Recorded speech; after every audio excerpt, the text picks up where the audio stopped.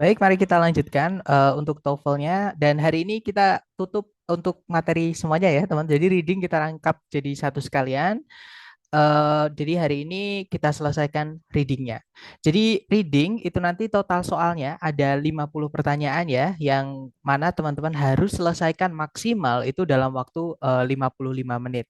Nah, reading ini memang waktunya paling banyak daripada dua section yang lain, yaitu listening sama structure, teman-teman. Ya, nah tapi 55 menit ini mungkin buat teman-teman ada yang pernah tes TOEFL, memang kelihatannya hampir 1 jam, tapi itu akan terasa cepat banget ya. Nah makanya di reading ini teman-teman perlu mengetahui strategi cepat untuk mengerjakan. Oke. Nah jadi di kelas saya atau kalau teman-teman mengerjakan reading tidak disarankan untuk membaca teksnya dulu. Oke, karena informasi di teks itu lumayan banyak, teman-teman. Jadi ketika teman-teman nanti mengerjakan soalnya, pasti teman-teman akan membaca teksnya lagi. Jadi kayak bolak-balik mengerjakan dua pekerjaan, eh, bolak-balik seperti itu atau lagi dan lagi seperti itu. Nah, daripada teman-teman bolak-balik membaca teksnya dulu terus nanti membaca teksnya lagi ketika mengerjakan, sekalian aja teman-teman baca soalnya dulu ya, kenali informasi apa yang ditanyakan.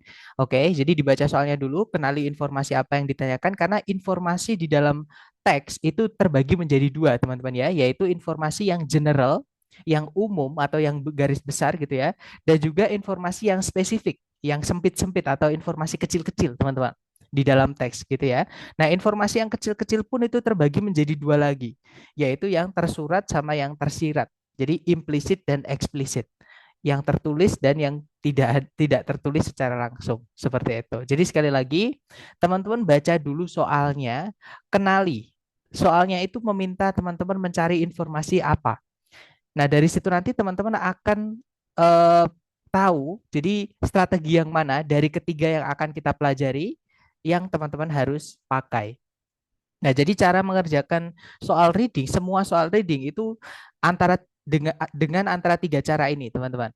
Ya, yang pertama yang akan kita pelajari dulu adalah membaca topik sentences-nya atau membaca kalimat topik gitu ya. Jadi ada soal-soal reading itu yang cara mengerjakannya tidak perlu susah-susah membaca semuanya. Walaupun yang ditanyakan adalah garis besar mengenai teks ya, tapi teman-teman tidak perlu baca semuanya. Karena di dalam teks itu ada informasi juga yang namanya informasi tambahan atau additional information, ada juga namanya supporting ideas. Jadi gagasan-gagasan yang mendukung pernyataan-pernyataan sebelumnya atau yang di awal. Nah, pernyataan-pernyataan yang di awal itu disebutnya dengan topik sentence, intinya, teman-teman.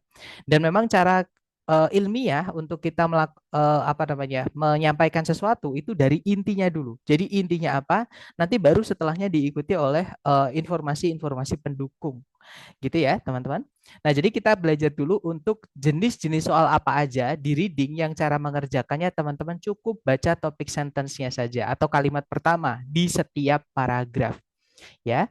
Nah jadi teknik ini eh, teman-teman gunakan ketika soalnya itu menanyakan tentang garis besar mengenai teks.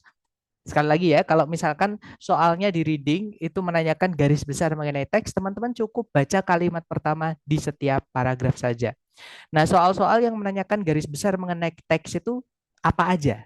Nah, yang pertama ada namanya main idea, teman-teman, ya, atau gagasan utama atau ide pokok. Nah, main idea ini kalau teman-teman di tes TOEFL itu namanya tidak secara langsung tertulis main idea karena namanya main idea atau sinonimnya itu banyak banget, teman-teman. Ada yang nyebutnya adalah primary discussion gitu ya. Ada yang nyebutnya adalah eh, topik topik gitu ya. Ada juga yang nyebutnya title atau judul dan masih banyak lagi karena istilah main idea ini banyak sekali. Nah, tapi intinya sama. Pokoknya kalau teman-teman ditanyakan atau ditanyai soalnya itu garis besar mengenai teks, tidak perlu dibaca seluruhnya daripada teman-teman nanti dibingungkan dengan informasi-informasi yang tidak penting atau bukan intinya. Gitu ya. Jadi cukup baca kalimat pertama di setiap paragraf. Nah, contoh soalnya ya, teman-teman. Misalnya seperti ini. Jadi dibaca soalnya dulu. Di situ soalnya berbunyi, what is the topic of this passage? Apa sih topik dari teks ini? Nah, topik itu adalah inti yang dibahas oleh si penulis. Gitu ya. Nah, atau nama lainnya adalah main idea, teman-teman. cukup baca kalimat pertama di semua paragraf. Nah, kebetulan di contoh ini paragrafnya cuma satu. Nah, berarti cukup kita baca satu kalimat, yaitu kalimat pertama.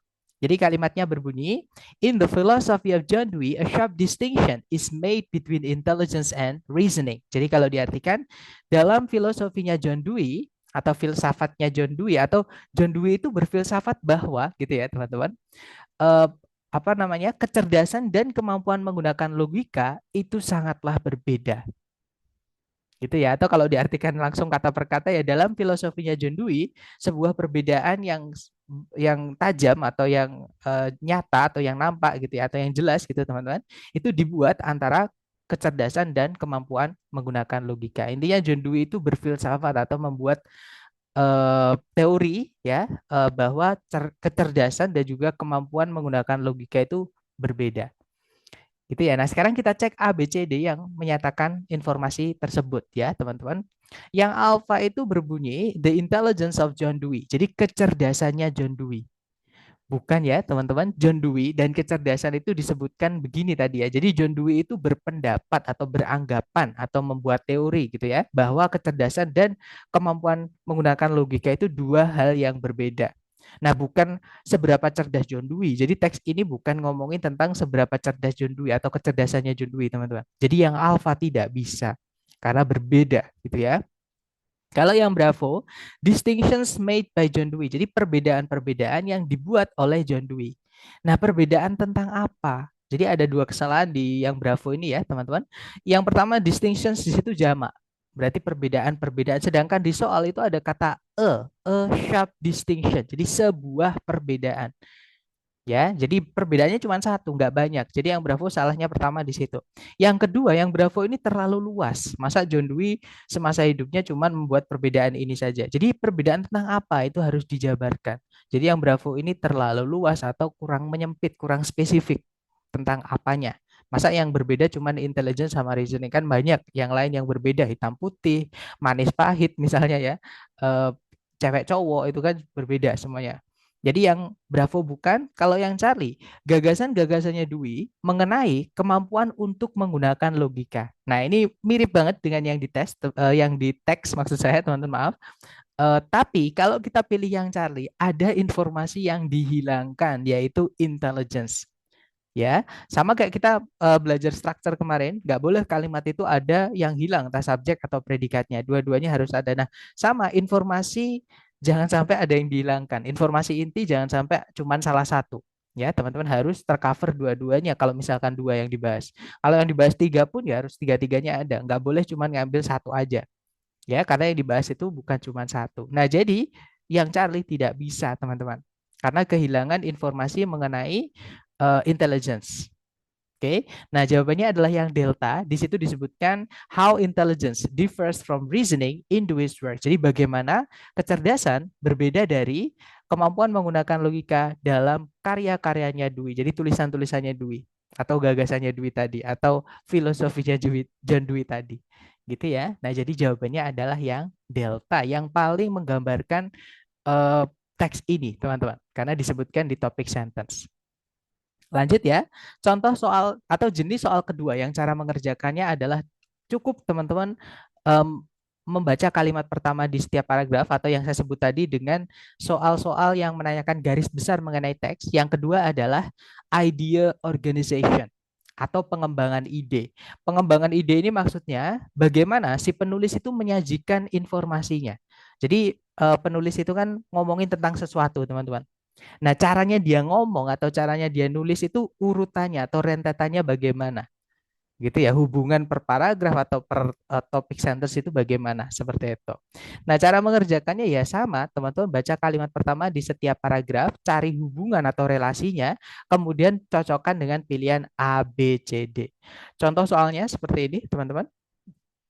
Caranya sama, teman-teman baca dulu soalnya. Di situ soalnya berbunyi, in this passage, di dalam teks ini, nah saya pastikan ketika teman-teman real test nanti, terutama ya, yang asli dari ITS, yang resmi, TOEFL yang resmi buatan asli ITS, tidak akan ada soal yang kepotong seperti ini. Nggak akan ada soal yang nggak jelas seperti ini, menanyakan apa ini nggak akan ada, teman-teman ya.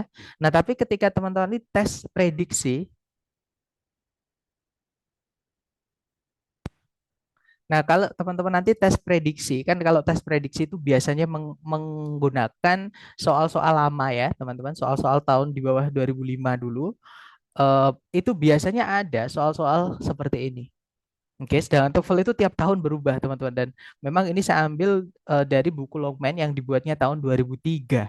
Yang teman-teman kalau nggak salah dapat dari lembaga itu ya, buku Longman, seperti itu.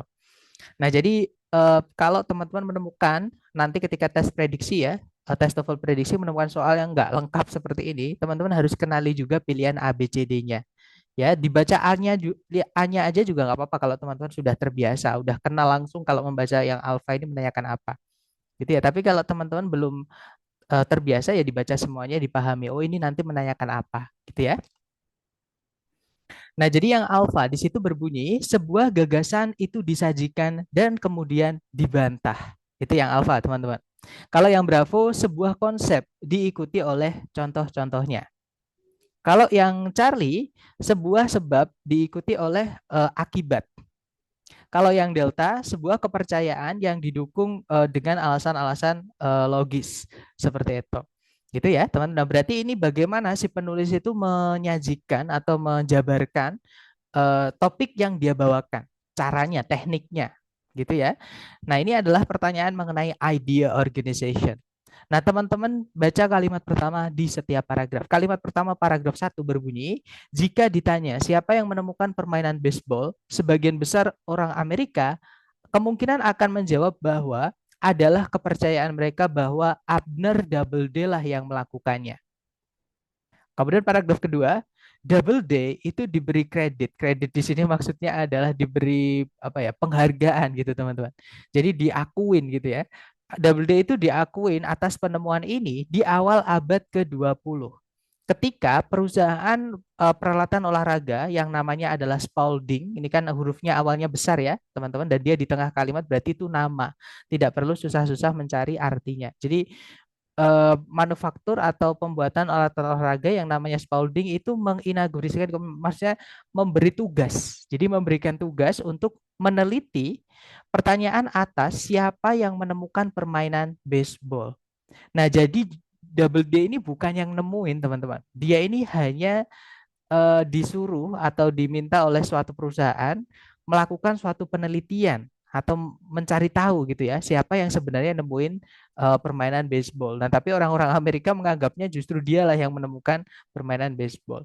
Kemudian paragraf terakhir, sekarang ini sebagian besar sejarawan olahraga itu sepakat bahwa Double D sebenarnya tidak punya andil apa-apa dalam perkembangan permainan baseball.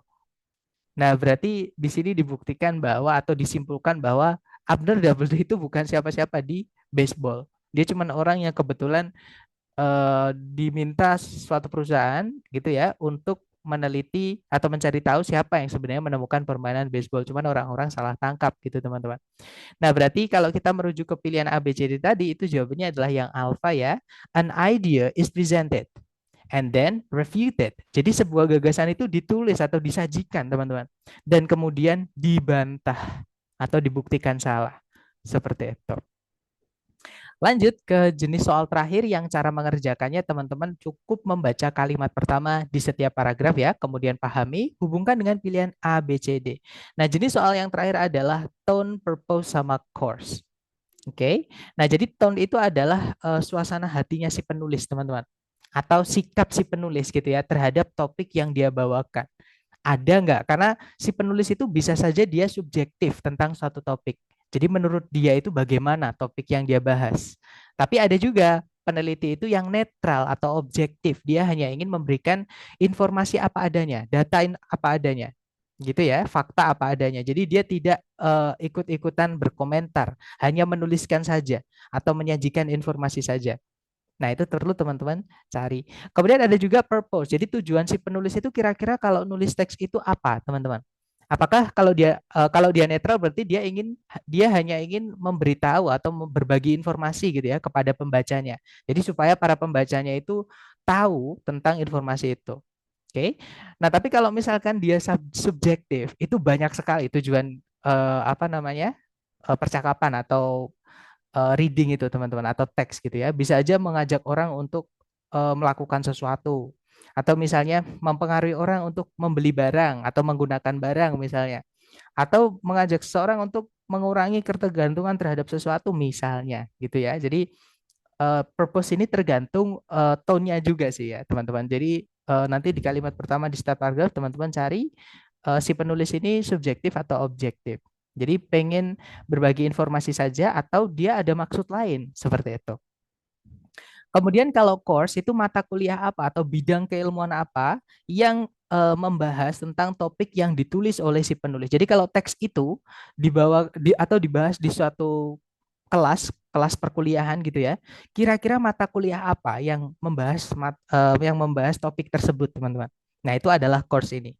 Contoh soalnya seperti ini. Sorry, teman-teman.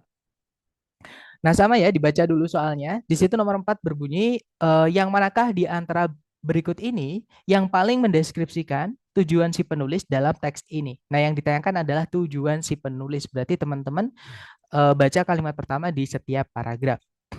Nah, kalimat pertama paragraf 1 berbunyi, up to now, confessions that have been obtained from defendants in a hypnotic state have not been admitted into evidence by courts in the United States. Jadi kalau diartikan, hingga saat ini, pengakuan-pengakuan yang telah didapat dari para terduga atau terdakwa atau tersangka ya, saya nggak tahu bedanya, teman. Ini orang yang dianggap melakukan suatu kejahatan gitu, di dalam keadaan yang dihipnotis itu belum diakui menjadi barang bukti oleh pengadilan-pengadilan di Amerika Serikat.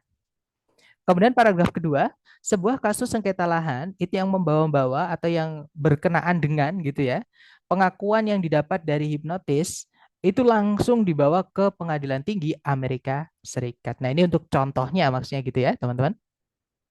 Atau bisa dibilang supporting paragraph. Jadi paragraf yang mendukung eh, inti dari yang ingin dibahas seperti itu. Nah, jadi intinya adalah atau yang diulang-ulang di kalimat pertama setiap paragraf adalah si penulis ini ingin menjelaskan kepada pembacanya bahwa pengakuan yang didapat dari hipnotis itu di pengadilan atau di ranah pengadilan, di dalam pengadilan itu tidak bisa dijadikan barang bukti. Gitu ya. Nah, sekarang kita cek A, B, C, D. Oke, yang mana yang menyatakan demikian tadi. Yang alfa, untuk menjelaskan detail-detail dari suatu kasus pengadilan tertentu. Bukan ngomongin tentang kasus pengadilan ya, teman-teman, misalnya pembunuhan, misalnya ruda paksa dan lain-lain itu nggak ada di sini ya. Jadi di sini ini mungkin ada tadi kasus itu tapi hanya buat contoh. Di paragraf satu kan nggak ada ngomongin tentang kasus, teman-teman. Ya berarti yang alfa bukan. Ini bukan menceritakan tentang suatu kejadian atau suatu kasus kriminal yang dibahas di pengadilan. Jadi yang alfa bukan, teman-teman. Kalau yang Bravo, atau bisa dibilang gini, yang alfa itu berarti kita hanya membahas paragraf kedua saja. Sedangkan teks ini bukan hanya ngomongin paragraf dua, ada juga paragraf satu. Kalau kita pilih yang alfa, paragraf satu berarti tidak kita anggap, yang mana tidak bisa, teman-teman. Itu ya. Kalau yang Bravo, untuk menunjukkan atau menggambarkan alasan kenapa pengakuan yang didapat dari hipnotis tidak bisa dipercaya. Hati-hati, teman-teman. Kalau yang Bravo ini memang kayaknya gitu. Kalau didengar itu kayak positif gitu, kayak benar gitu. Nah, tapi kalau kita pilih yang Bravo, itu seolah-olah semua pernyataan dari hipnotis itu salah atau kita kayak menjudge gitu, teman-teman, menjudge pihak gitu. Ya kan? Nah, sedangkan di teks tadi itu bukan ngomongin apakah atau kenapa gitu ya, hipnotis itu tidak bisa, keterangan yang didapat dari hipnotis itu tidak bisa dipercaya, bukan, teman-teman. Ya. Nah, tapi keterangan yang didapat dari hipnotis entah itu bisa dipercaya atau tidak, itu tidak bisa dijadikan barang bukti di atau tidak bisa dianggap, tidak bisa diterima menjadi barang bukti di ranah pengadilan di Amerika Serikat. Nah, jadi bukan masalah dia bisa dipercaya atau tidak gitu ya, tapi memang tidak bisa dijadikan barang bukti. Jadi bukan yang Bravo, teman-teman. Kalau yang Charlie, untuk memperjelas atau mengklarifikasi gitu ya, peran dari pengadilan tinggi. Nah, dari sini ada udah salah, teman-teman. Kenapa? Karena Supreme Court itu cuma dibahas di paragraf 2. Paragraf satu itu nggak ada Supreme Court. Adanya cuma courts, semua semua court ya, semua pengadilan seperti itu. bukan cuma Supreme Court ya. Nah, semakin ke belakang itu semakin menyempit, teman-teman. Ngomongin tentang Supreme Court. Untuk contoh gitu ya. Karena tapi ini bukan ngomongin tentang Supreme Court ya, intinya maksudnya seluruh teks ini bukan ngomongin tentang Supreme Court. Jadi yang Charlie salah di situ. Gitu ya. Nah, jawaban yang tepat adalah yang delta. Untuk menjelaskan status hukum dari pengakuan-pengakuan yang didapat secara hipnotis atau dari hipnotis. Nah, status hukumnya adalah tidak bisa dijadikan barang bukti di pengadilan. Gitu ya, atau tidak diterima oleh pengadilan sebagai barang bukti seperti itu. Itu adalah purpose ya contohnya teman-teman. Kemudian nomor 5, tone dari teks ini bisa dideskripsikan sebagai, nah kalau teman-teman menemukan pertanyaan mengenai tone, teman-teman baca kalimat pertama di setiap paragraf, kemudian teman-teman cari ada nggak si penulis itu bereaksi atau memberikan tanggapan atau sikapnya di dalam teks. Kalau ada, berarti itu jadi petunjuk tone-nya teman-teman untuk menentukan ya. Nah, tapi kalau nggak ada, berarti si penulis ini hanya ingin berbagi suatu informasi atau data apa adanya. Seperti itu. Jadi dia tidak punya tone teman-teman ya, atau netral seperti itu. Atau objektif. Nah, kita cek aja ABCD ya. Sorry, kita baca dulu kalimat pertama di setiap paragraf. Hingga sekarang, pengakuan yang didapat dari terduga dalam keadaan hipnotis tidak bisa dianggap atau diterima sebagai barang bukti oleh pengadilan-pengadilan di Amerika Serikat. Nah, si penulis kan nggak ada, teman-teman. Menuliskan apakah dia marah, apakah dia sedih, apakah dia biasa-biasa aja, apakah dia nggak ada. Berarti si penulis ini tidak terlibat. Nah, coba kita baca paragraf 2. Sebuah kasus sengketa lahan yang mengenai gitu ya, yang membahas tentang gitu ya, sebuah pengakuan yang didapat dari hipnotis langsung dibawa ke Pengadilan Tinggi Amerika Serikat. Di sini juga nggak ada penulis itu menuliskan sikapnya atau pendapatnya dia atau pandangannya dia tentang pengakuan yang didapat secara hipnotis dalam ranah pengadilan. Nah, berarti fix penulis ini netral, teman-teman. Hanya ingin berbagi informasi atau pengetahuan. Nah, jadi jawaban yang paling tepat adalah yang delta, informative. Ya, jadi teks ini tone-nya atau suasananya gitu ya, atau apa ya bahasa enaknya itu ya kayak suasananya teks ini kalau kita baca itu informatif. Jadi kita jadi tahu gitu atau kita mendapatkan suatu informasi saja. Gitu ya. Kalau yang nomor 6, teks ini kemungkinan akan ditugaskan dibaca. Nah, jadi kalau ada assign, required, kemudian demanded, jadi pasif ya, itu diikuti verb ing, ada objeknya. Nah, itu objeknya kalau diartikan pasif, teman-teman. Jadi diminta dibaca di mata kuliah apa? Atau di mata kuliah seperti itu. Nah, kalau teman-teman disuruh mencari mata kuliah apa atau bidang keilmuan apa yang membahas teks ini atau yang membawakan teks ini, teman-teman baca kalimat pertama di setiap paragraf, cari kosakata-kosakata yang dipakai. Kan pasti ada technical terms atau istilah-istilah khusus, teman-teman, yang dipakai hanya di mata kuliah atau di bidang-bidang keilmuan tertentu. Gitu ya. Nah, kalau kita lihat di situ ada confessions artinya pengakuan, kemudian ada juga defendants, terduga atau terdakwa gitu ya. Kemudian ada evidence, barang bukti, courts in the United States, pengadilan-pengadilan di Amerika Serikat. Fix ini adalah ranahnya hukum. Nah, di pilihan A, B, C, D, yang ngomongin tentang hukum adalah yang alpha, American law. Jadi ngomongin tentang hukum Amerika. Gitu ya. Nah, kalau yang Bravo, psychiatric healing, pengobatan psikiatris. Nah, mungkin hipnotis bisa dijadikan pengobatan psikiatris gitu ya. Nah, tapi teks ini bukan ngomongin tentang pengobatan. Ya, ini apalagi psikis. Ini ngomongin tentang status hukum di dalam ranah pengadilan dari pengakuan yang didapat dari hipnotis. Jadi bukan menggunakan hipnotis sebagai alat pengobatan ya. Jadi yang Bravo bukan. Kalau yang Charlie parapsychology. Nah, kalau hanya ngomongin tentang apa namanya hipnotis saja, nggak ada ranah hukumnya, nggak ada ranah healingnya. Nah, itu mungkin jawabannya yang Charlie, teman-teman. Nah, tapi ini kan hipnotis dipakainya di ranah pengadilan. Jadi menyempit lagi gitu. Jadi ada apa namanya? Ada masuk lagi gitu ya, lebih jelas gitu. Jadi yang lebih jelas adalah ke ranah hukum. Kalau yang delta filosofi, nah ini bukan ya teman-teman, karena bukan ngomongin filosofi. Jadi jawabannya adalah yang alpha American law seperti itu. Nah dari untuk teknik pertama yaitu teman-teman cukup membaca kalimat pertama di setiap paragraf. Mungkin ada yang pengen ditanyakan dulu sebelum kita lanjut ke latihan buat teman-teman. Silahkan kalau ada pertanyaan teman-teman.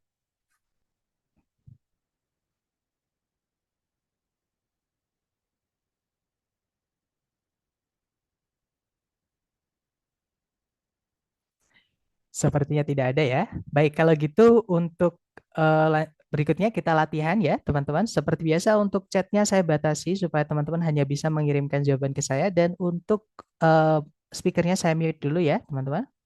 Silakan di sini ada satu soal, jangan takut salah waktunya 1 menit ya di reading. Dimulai dari sekarang, silakan teman-teman.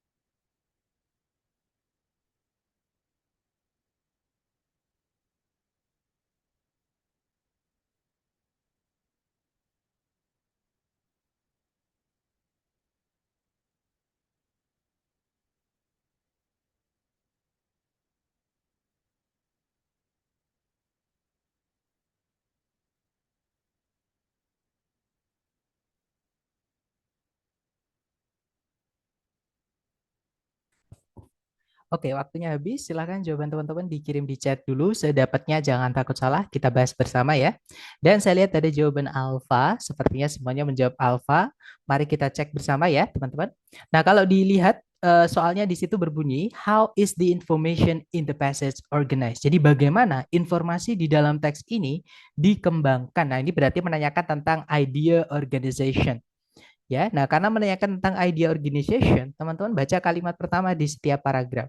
Kalimat pertama paragraf 1 berbunyi, sebentar teman-teman, animal testing atau pengujian hewan itu melibatkan penggunaan binatang-binatang gitu ya dalam eksperimen untuk menguji keamanan produk, kemudian proses-proses biologis, memahami proses-proses biologis dan mengembangkan perawatan medis. Proponen itu orang-orang yang setuju, teman-teman ya. Jadi orang-orang yang setuju memandang uji coba menggunakan binatang sebagai sesuatu yang penting untuk penelitian medis dan untuk memastikan keamanan produk yang memberikan pandangan yang tidak bisa didapat melalui cara-cara yang lain. Kemudian paragraf berikutnya, opponents atau lawan, jadi yang tidak setuju gitu ya teman-teman, itu memandang eh, uji coba menggunakan binatang itu sebagai sesuatu yang secara etis itu bermasalah. Dikarenakan perlakuan terhadap binatang dan mempertanyakan kevalidan ilmiahnya. Yang menoting that itu gimana? Yang menyatakan bahwa gitu teman-teman. Eh, hasil-hasil dari penelitian menggunakan binatang itu tidak selalu bisa dipakai kepada manusia. Gitu ya. Nah, berarti ini ngomongin tentang kontroversi atau ada yang setuju atau tidak atau pandangan gitu teman-teman. Jadi dua pandangan yang berbeda tentang animal testing. Nah, jadi jawaban yang paling tepat adalah yang alfa ya. Betul sekali jawaban teman-teman. Two perspectives on animal testing are explained. Jadi dua perspektif atau dua kubu yang berbeda pandangan mengenai pengujian menggunakan binatang itu dijelaskan. Kalau yang Bravo, perkembangan sejarah mengenai uji coba menggunakan binatang itu ditulis jelas. Nah, ketika kita membaca kalimat pertama di setiap paragraf, kita kan nggak menemukan tadi ya, teman-teman, sejarahnya bagaimana. Berarti bukan yang Bravo. Kalau yang Charlie, langkah-langkah yang dilibatkan dalam uji coba binatang itu dideskripsikan. Sama, ketika kita membaca kalimat pertama di setiap paragraf kan nggak ada tadi ya. Langkah-langkahnya yang pertama apa, yang kedua bagaimana, yang ketiga bagaimana, berikutnya dan berikutnya bagaimana kan nggak ada. Jadi yang Charlie bukan. Kalau yang Delta, alasan-alasan kenapa uji coba binatang atau uji coba menggunakan binatang tidak diperlukan atau tidak penting gitu ya, itu disajikan. Nah, kalau kita pilih yang Delta ini seolah-olah kita hanya ikut di salah satu, teman-teman, yaitu yang paragraf terakhir. Sedangkan yang ditanyakan ini seluruh teks.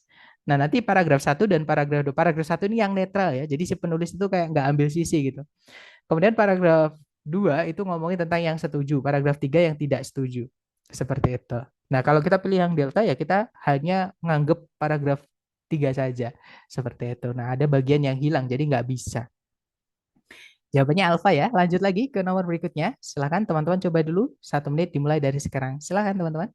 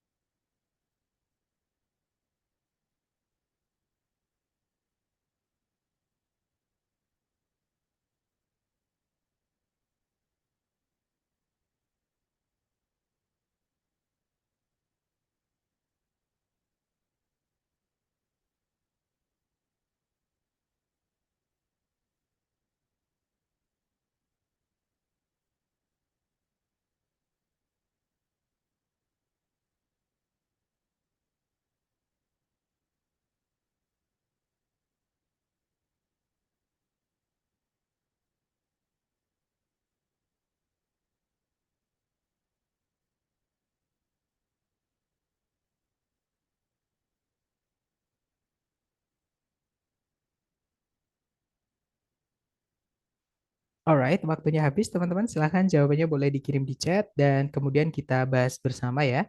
Dan kalau saya lihat teman-teman menjawab eh, ada alfa, ada juga bravo. Kita cek bersama ya. Kita baca dulu soalnya. Di situ soalnya berbunyi, tone dari teks ini bisa dideskripsikan sebagai. Nah, karena yang ditanyakan tone atau suasana eh, teks gitu ya, teman-teman, atau sikap si penulis terhadap teks yang dia bawakan. Nah, kita baca kalimat pertama di setiap paragraf. Ada nggak si penulis menuliskan pandangan dia menurut yang dia bawakan. Nah, kalimat pertama paragraf 1 berbunyi, soil degradation. Soil degradation itu degradasi tanah, maksudnya penurunan kualitas tanah gitu, teman-teman. Itu semakin meningkat pada tingkat yang sangat mengkhawatirkan. Nah, dari sini kita sudah tahu, si penulis menyebutkan mengkhawatirkan. Berarti dia khawatir, takut, atau cemas, teman-teman. Nah, di pilihan A, B, C, D yang artinya takut, khawatir, atau cemas adalah yang alpha. Concerned, itu artinya bisa khawatir, bisa takut, bisa cemas. Gitu ya. Kalau yang Charlie Placid itu artinya biasa-biasa saja, teman-teman, atau netral tadi gitu ya. Nah, di sini penulis bilang an alarming rate, berarti dia eh, ingin ngasih tahu ke pembacanya bahwa dia ini khawatir atau takut tentang sesuatu yaitu soil degradation. Alasannya apa? Nah, itu di setelah-setelahnya itu, teman-teman, di supporting ideas-nya. Gitu ya. Nah, jadi jawabannya yang alpha. Lanjut ke nomor berikutnya. Silahkan dicoba dulu, teman-teman. Waktunya 1 menit dimulai dari sekarang. Silahkan.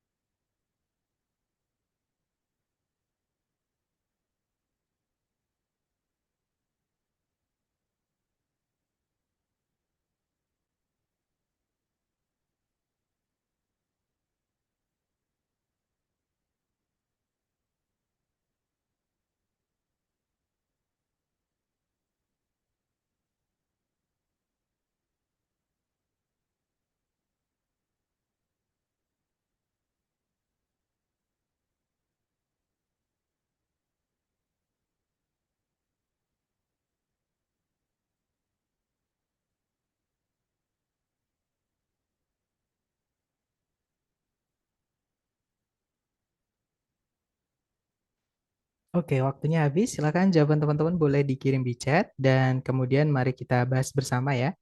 Dan saya lihat ada jawaban em, Alfa, ada juga Bravo. Kita cek bersama ya, teman-teman. Kita baca dulu soalnya. Di situ soalnya berbunyi, what does the passage mainly discuss? Apa yang teks ini utamanya bahas? Jadi yang dibahas atau topiknya apa? Atau main idenya apa, teman-teman? Nah, kita baca aja kalimat pertama di setiap paragraf ya. Nah, paragraf 1 berbunyi, neutron stars and pulsars are among the most intriguing objects in the universe, both originating from the remnants of massive stars that have undergone supernova explosions. Jadi bintang-bintang neutron dan juga pulsars merupakan di antara atau ada di antara gitu ya benda-benda di alam semesta yang paling intriguing, yang paling membingungkan gitu ya, intriguing itu teman-teman.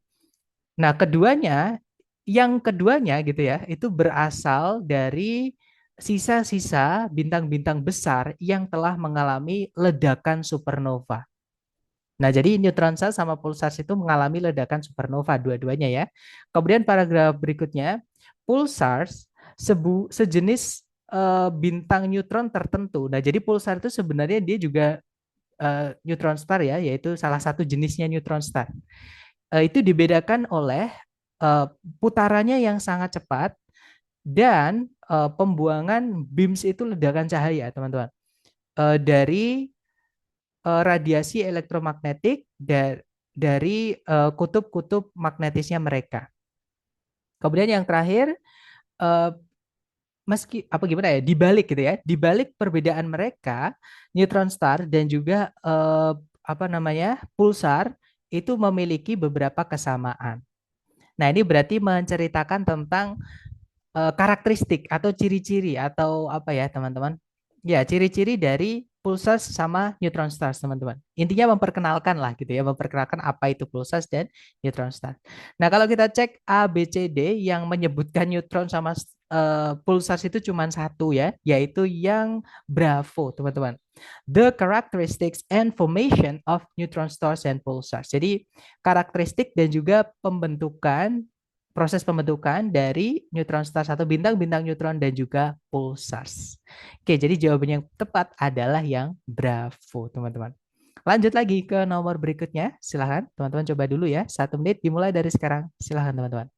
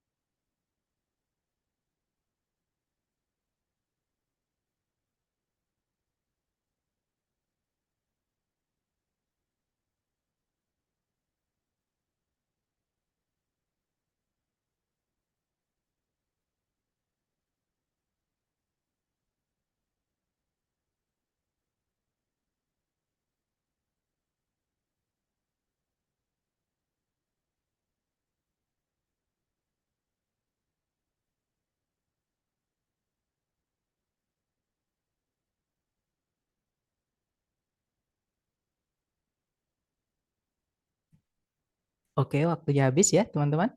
Dan silakan jawabannya dikirim di chat. Saya lihat ada jawaban Charlie, Charlie sepertinya semua. Oh enggak, ada juga jawaban Bravo. Mari kita cek bersama.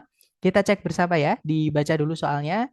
Di situ soalnya berbunyi, the main point of the passage is to. Jadi eh, poin utama gitu ya dari teks ini adalah untuk apa. Jadi sama kayak pertanyaan tujuan ini teman-teman. Jadi tujuannya teks ini untuk apa? Gitu ya. Nah, kita baca aja kalimat pertama di setiap paragraf. Kalimat pertama paragraf 1 ini hanya ada 2 kalimat, teman-teman baca semuanya aja nggak apa-apa ya. Jadi di situ berbunyi desalinasi alami. Desalinasi itu kalau saya nggak salah proses pemisahan gitu ya teman-teman. Air garam, air yang murni dengan kandungan garam atau kandungan-kandungan yang lain dari dalamnya. Jadi air itu kan menguap teman-teman ya, atau dengan cara-cara yang lain. Tapi kalau di sini sepertinya yang menguap karena panas matahari itu, nah akhirnya tapi yang menguap itu cuman air murninya. Garamnya itu tertinggal seperti itu. Nah itu namanya desalinasi alami. Jadi proses desalinasi alami merupakan sesuatu yang banyak orang mungkin tidak sepenuhnya pahami. Nah jadi sebenarnya bagaimanakah hal itu bekerja? Maksudnya bagaimanakah terjadinya hal itu? Jadi proses desalinasi tadi bagaimana? Nah, sebenarnya dari sini pun udah ketemu ya. Pasti teks ini menjawab pertanyaan ini, teman-teman, yaitu bagaimana proses desalinasi itu terjadi. Nah, tapi kita coba ya, paragraf kedua di situ berbunyi, proses ini yang dikenal sebagai solar desalination atau desalinasi oleh matahari gitu ya, merupakan sebuah eh, apa teman-teman? Bagian penting gitu ya, merupakan sebuah bagian penting atau bagian kunci dari siklus air di bumi. dan memastikan kita memiliki persediaan air segar atau air bersih yang terus-menerus. Nah, kemudian paragraf berikutnya, desalinasi oleh matahari itu tidak hanya menarik. Nah, dia itu juga penting untuk kehidupan di bumi. Nah, intinya yang diulang-ulangkan di situ adalah proses desalinasi oleh matahari ya. Nah, kita cek aja teman-teman ABCD yang ngomongin tentang desalinasi alami. Nah, bahkan di pilihan ABCD yang menyebutkan desalinasi itu cuma satu, yaitu yang Charlie. Ya sudah, berarti jawabannya yang Charlie, teman-teman ya. Explain the natural process of solar desalination. Jadi menjelaskan proses alami dari desalinasi oleh matahari. Seperti itu. Kalau yang Bravo itu meng-highlight atau menjelaskan, menekankan gitu ya, pentingnya menjaga lingkungan untuk generasi masa depan. Nah, itu nggak ada di kalimat pertama di setiap paragraf. Si penulis bertujuan untuk mengajak kita melindungi lingkungan untuk generasi masa depan. Walaupun sebenarnya iya, tapi kita harus berpatokan sama teks, teman-teman. Ya, kita mau nggak mau kan harus menjaga lingkungan, ya kan? Walaupun tidak disebutkan di teks. Tapi kalau kita menjawab soal reading, ya harus stick to the text, stick to the passage, ya. Jangan sampai kita berimajinasi sendiri, takutnya seperti itu. Lanjut ke nomor berikutnya, silahkan dicoba dulu. Oh, ternyata sudah habis ya untuk teknik pertama tadi, teman-teman. Yaitu teman-teman cukup membaca kalimat pertama di setiap paragraf. Saya ulangi lagi ya, untuk teknik yang tadi kita pelajari, yaitu membaca kalimat pertama di setiap paragraf, teman-teman pakai ketika soalnya menanyakan garis besar mengenai teks yang tiga tadi, teman-teman. Nah, sekarang kita lanjut ke teknik yang kedua, yaitu scan dan skim the text. Nah, scan dan skim the text itu maksudnya adalah teman-teman harus membaca dengan gerak cepat. Jadi kalau scan itu teman-teman membaca menggunakan gerak mata ya sambil otak kita itu mentranslate gitu teman-teman atau memproses informasinya secara otomatis sampai menemukan kata kunci yang ditanyakan. Karena yang ditanyakan di soal-soal ini nanti adalah soal-soal yang spesifik atau yang informasi-informasi kecil ya. Nah, jadi sekaligus saya ingin menjelaskan bahwa teknik kedua ini teman-teman pakai ketika teman-teman menemukan soal di reading yang menanyakan informasi-informasi kecil di dalam teks. Oke, maka teman-teman harus menggunakan teknik scan dan skim atau kalau scan tadi ya menggunakan gerak mata sampai menemukan informasi yang ditanyakan. Kalau sudah ketemu teman-teman baca informasinya atau kalimatnya. Pahami kemudian cocokkan dengan A, B, C, D. Nah, kalau skim itu teman-teman menggunakan mengingat-ingat. Jadi ketika teman-teman misalnya nih soal yang menanyakan tentang informasi kecil ini itu nomor 7 katakanlah. Nah, ketika teman-teman menjawab nomor 1 sampai 6 tadi, teman-teman ingat nggak apa namanya informasi yang ditanyakan di nomor 7 ini tadi sudah dibahas belum? Atau sudah disebutkan belum? Nah, kalau ada teman-teman ingat-ingat tadi di kalimat yang mana? Gitu ya. Nah, biasanya nggak jauh-jauh dari kalimat terakhir teman-teman mengerjakan soal sebelumnya. Seperti itu. Tapi kalau misalkan tidak ada, teman-teman nggak ingat menemukan informasi apa namanya yang ditanyakan di nomor 7, katakanlah gitu ya. Teman-teman lanjutkan terakhir teman-teman mencari jawaban nomor 6 tadi menggunakan scan juga sampai menemukan informasi yang ditanyakan. Gitu ya. Nanti kalau sudah ketemu dibaca kalimatnya, pahami, cocokkan dengan pilihan A, B, C, D seperti itu. Nah, untuk scan dan skim ini sekali lagi ya, teman-teman, digunakan untuk menjawab pertanyaan di reading yang menanyakan yang menanyakan informasi-informasi kecil atau peritilan-peritilan informasi kecil yang ada di dalam teks. Gitu ya. Nah, contoh soal yang peritilan kecil, yang pertama kita punya locate information.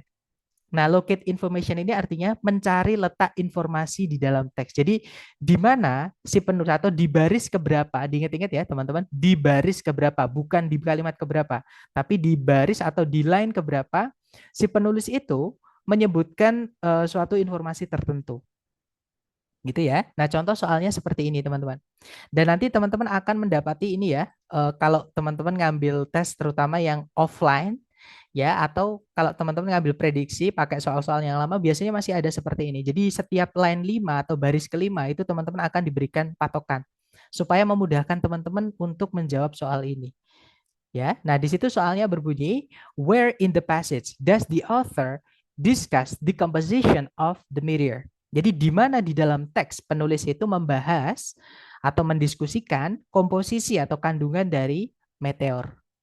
Nah, atau soal ini juga bisa teman-teman kenali dari pilihan ABCD-nya. Karena nanti pasti nyebutkan line keberapa sampai line keberapa misalnya gitu ya.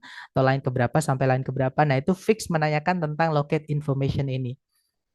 Nah, teman-teman disuruh mencari di line keberapa di pilihan ABCD si penulis itu menyebutkan atau menyajikan atau membahas tentang informasi yang ditanyakan. Di sini yang ditanyakan adalah komposisi dari meteor atau kota kuncinya itu ya. Nah, kalau kita scan dan skim, meteor crater ini nama ya, nggak perlu di-translate teman-teman, yaitu sebuah kawah yang besar, kira-kira 40 mil timurnya Flagstaff, Arizona, umumnya diperkirakan oleh para ilmuwan telah terbentuk sebagai akibat dari tabrakan dari suatu meteor yang berbobot 60.000 ton, sekitar 50.000 tahun yang lalu. Nah kan nggak ada ya, untuk kandungan meteor isinya apa kan nggak ada teman-teman. Apakah coklat, apakah mete kan nggak ada di situ ya. Nah terus kita baca lagi kalimat berikutnya. Meteor tersebut yang terbuat dari nikel dan besi. Nah, jadi meteor itu kandungannya itu adalah nikel dan besi karena dia dibuatnya dari nikel dan besi, teman-teman. Gitu ya. Nah, berarti disinilah penulis menyebutkan informasi tentang kandungan dari meteor atau komposisinya meteor. Sekarang kita hitung dia masuk ke line keberapa, teman-teman. Ini line satu, line 2, line 3, line 4.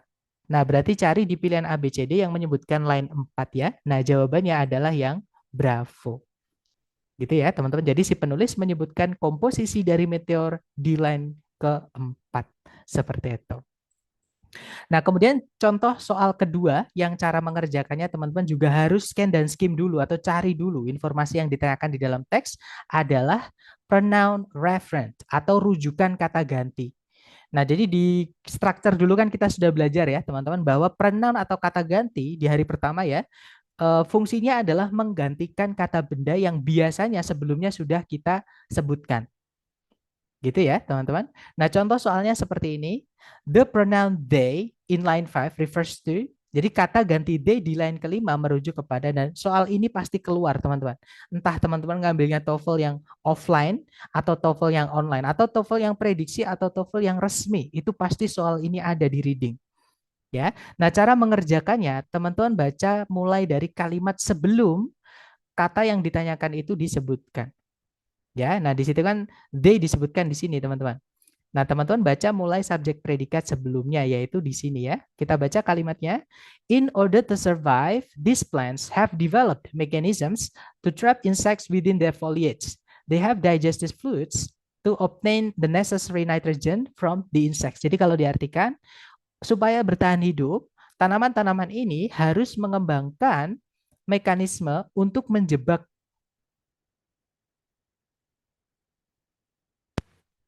Nah, untuk menjebak serangga di dalam daun mereka atau di dalam bungkus mereka. Nah, karena daunnya kan bisa nutup gitu ya biasanya. Kalau nggak itu ada lengket-lengketnya gitu, teman-teman. Nah, mereka memiliki cairan-cairan pencernaan untuk mendapatkan nitrogen yang diperlukan dari serangga-serangga tadi. Nah, berarti D di sini ini yang memiliki cairan pencernaan untuk mencerna serangga, berarti yang menjebak serangga tadi, teman-teman. Nah, yang menjebak serangga tadi di kalimat sebelumnya adalah these plants atau tanaman-tanaman ini. Nah, berarti jawabannya adalah yang bravo, these plants. Gitu ya. Nah, itu adalah contoh soal pronoun referent atau rujukan kata ganti. Teman-teman baca mulai subjek predikat sebelum kata itu disebutkan. Ya. Lanjut ke jenis soal berikutnya yang cara mengerjakannya teman-teman harus gunakan scan dan skim dulu, yaitu stated dan juga unstated details. Atau informasi kecil atau detail yang tertulis di dalam teks, ada juga detail yang tidak ada di dalam teks. Jadi ada soal yang meminta teman-teman memilih di antara A, B, C, D yang nggak ada di dalam teks itu ada, teman-teman. Ya, jadi namanya unstated detail. Kita bahas dulu yang stated detail atau informasi yang memang jawabannya ada di dalam teks. Ya, teman-teman. Jadi informasinya itu ada di dalam teks. Contohnya seperti ini. Jadi teks menyatakan bahwa Jamestown, kata kunci teman-teman di soal atau yang ditanyakan adalah kata Jamestown. Nah, berarti teman-teman cari informasi, cari di mana Jamestown ini disebutkan dulu ya. Yang pertama kalau dicek Itu Jamestown disebutkan di kalimat pertama, di bagian akhir ya. Intinya di kalimat pertama, teman-teman. Ya sudah kita baca kalimat pertama, pahami, kemudian cocokkan dengan A, B, C, D. Kalimat pertama berbunyi, Williamsburg merupakan sebuah kota tua di Virginia yang didirikan oleh para penjajah Inggris pada tahun 1633. Nah, itu Williamsburg ya. Nah, 26 tahun setelah eh, koloni Inggris permanen pertama di Amerika itu diadakan di Jamestown. Nah, berarti 1633 ini dijelaskan menggunakan A positif ya, pemendekan dari adjective clause, yaitu 26 tahun setelahnya Jamestown didirikan. Berarti Jamestown itu didirikan di tahun 1633 dikurangi 26, teman-teman. Berarti 1607. Gitu ya. Itu Jamestown didirikan 1607. Seperti itu. Nah, sekarang kita cek A, B, C, D. Yang mana yang menyatakan tentang atau yang benar tentang si Jamestown. Yang alpha didirikan pada tahun 1633. Nah, yang didirikan di tahun 1633 bukan Jamestown-nya ya, teman-teman, tapi Williamsburg. Yang ditanyakan adalah Jamestown, berarti yang alpha bukan. Kalau yang Bravo didirikan 26 tahun setelahnya Williamsburg. Nah, ini kebalik. Yang ada justru Williamsburg didirikan 26 tahun setelahnya Jamestown. Karena Jamestown didirikan 1607. Ya, teman-teman, 26 tahun setelahnya Jamestown didirikan itu ada Williamsburg didirikan pada tahun 1633 seperti itu. Jadi yang Bravo ini kebalik informasinya. Nah, kalau yang Charlie itu jawabannya, teman-teman. Merupakan koloni Inggris permanen pertama di Amerika. Koloni di sini bukan artinya benar-benar penjajahan ya, teman-teman. Karena bisa juga sih koloni diartikan penjajahan bisa, tapi gini, karena Amerika, mungkin teman-teman ada yang tahu sejarahnya, itu sebenarnya orang-orangnya itu bukan asli orang-orang sana. Jadi orang-orang yang dulu itu pelaut berpindah-pindah gitu ya. Kemudian mereka menetap di sana, ada yang dari Spanyol, ada yang asli dari sana, suku Indian itu, teman-teman, dan banyak sekali jenisnya ya suku Indian itu. Ada juga yang dari Eropa, dari Spanyol juga Eropa sih. Maaf teman-teman. Jadi banyak ya, pokoknya Inggris juga ada, Spanyol, Prancis, Jerman, dan lain-lain. Gitu ya. Jadi yang dari Inggris, yang pertama itu adanya di Jamestown, seperti itu. Lanjut ke nomor berikutnya ya, teman, atau contoh berikutnya maksud saya. Nah, yang kedua ada unstated detail atau informasi kecil yang tidak ada di dalam teks. Jadi di soal reading itu kadang ada soal yang merepotkan seperti ini, teman-teman. Jadi kita disuruh mencari informasi yang nggak ada di dalam teks. Jadi di pilihan A, B, C, D kan ada 4 pilihan ya. Yang 3 itu ada di dalam teks mengenai suatu kata kunci. Kalau yang satu itu nggak ada, teman-teman, atau salah tentang yang ditanyakan atau kata kuncinya. Nah, teman-teman disuruh nyari yang salah ini. Nah, contoh soalnya seperti ini. Di situ soalnya berbunyi, which of the following is not true about the word gadget?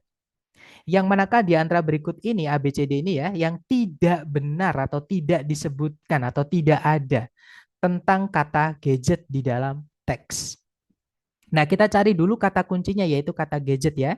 Nah, kata gadget itu disebutkan di kalimat kedua, teman-teman. Oke. Nah, untuk unstated detail ini, teman-teman tidak cukup kalau hanya membaca satu kalimat. Teman-teman harus baca kalimat apapun di dalam satu paragraf itu yang membahas tentang the word gadget. Jadi selama kalimatnya itu masih membahas tentang gadget, teman-teman lanjutkan bacanya. Ya, karena teman-teman disuruh mengeliminasi informasi yang nggak ada di dalam teks mengenai gadget. Oke, memang untuk unstated detail ini paling merepotkan untuk teknik ini ya, teman-teman. Nah, jadi di situ kalau kita baca the word gadget is one such word. Jadi kalau diartikan kata gadget merupakan salah satu kata yang demikian itu. Nah, yang demikian itu tuh yang bagaimana? Berarti kita baca kalimat sebelumnya.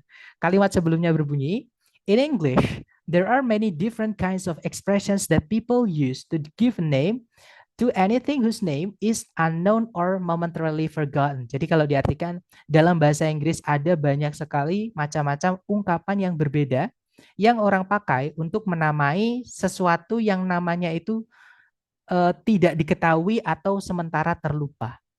Jadi kayak dinamai asal gitu, teman-teman. Nah, kata gadget itu biasanya sama orang-orang dipakai untuk menamai benda-benda yang nggak tahu namanya atau lupa namanya apa.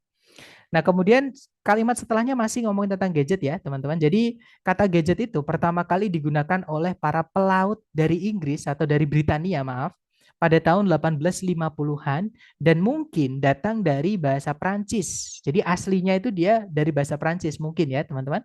Namanya adalah gacete. Jadi, kata gacete. Nah, arti kata gacete adalah small hook. Small hook itu kail kecil. Jadi kalau kita mancing itu kan ada mata pancing ya, teman-teman. Nah, itu bahasa Inggrisnya adalah gacete kalau dia kecil gitu, teman-teman. Nah, dalam penggunaan sehari-hari, kata tersebut itu memiliki makna yang lebih luas. Kata-kata yang lain, nah di sini sudah ngomongin tentang kata-kata yang lain, bukan tentang gadget. Jangan dilanjutkan daripada teman-teman nanti dibingungkan dengan informasi yang tidak ditanyakan. Fokus dengan yang ditanyakan, yang sudah kita baca tadi. Ya, jadi jangan dilanjutkan, fokus saja sama yang sudah kita baca aja. Karena yang berikutnya ini bukan ngomongin tentang gadget, teman-teman.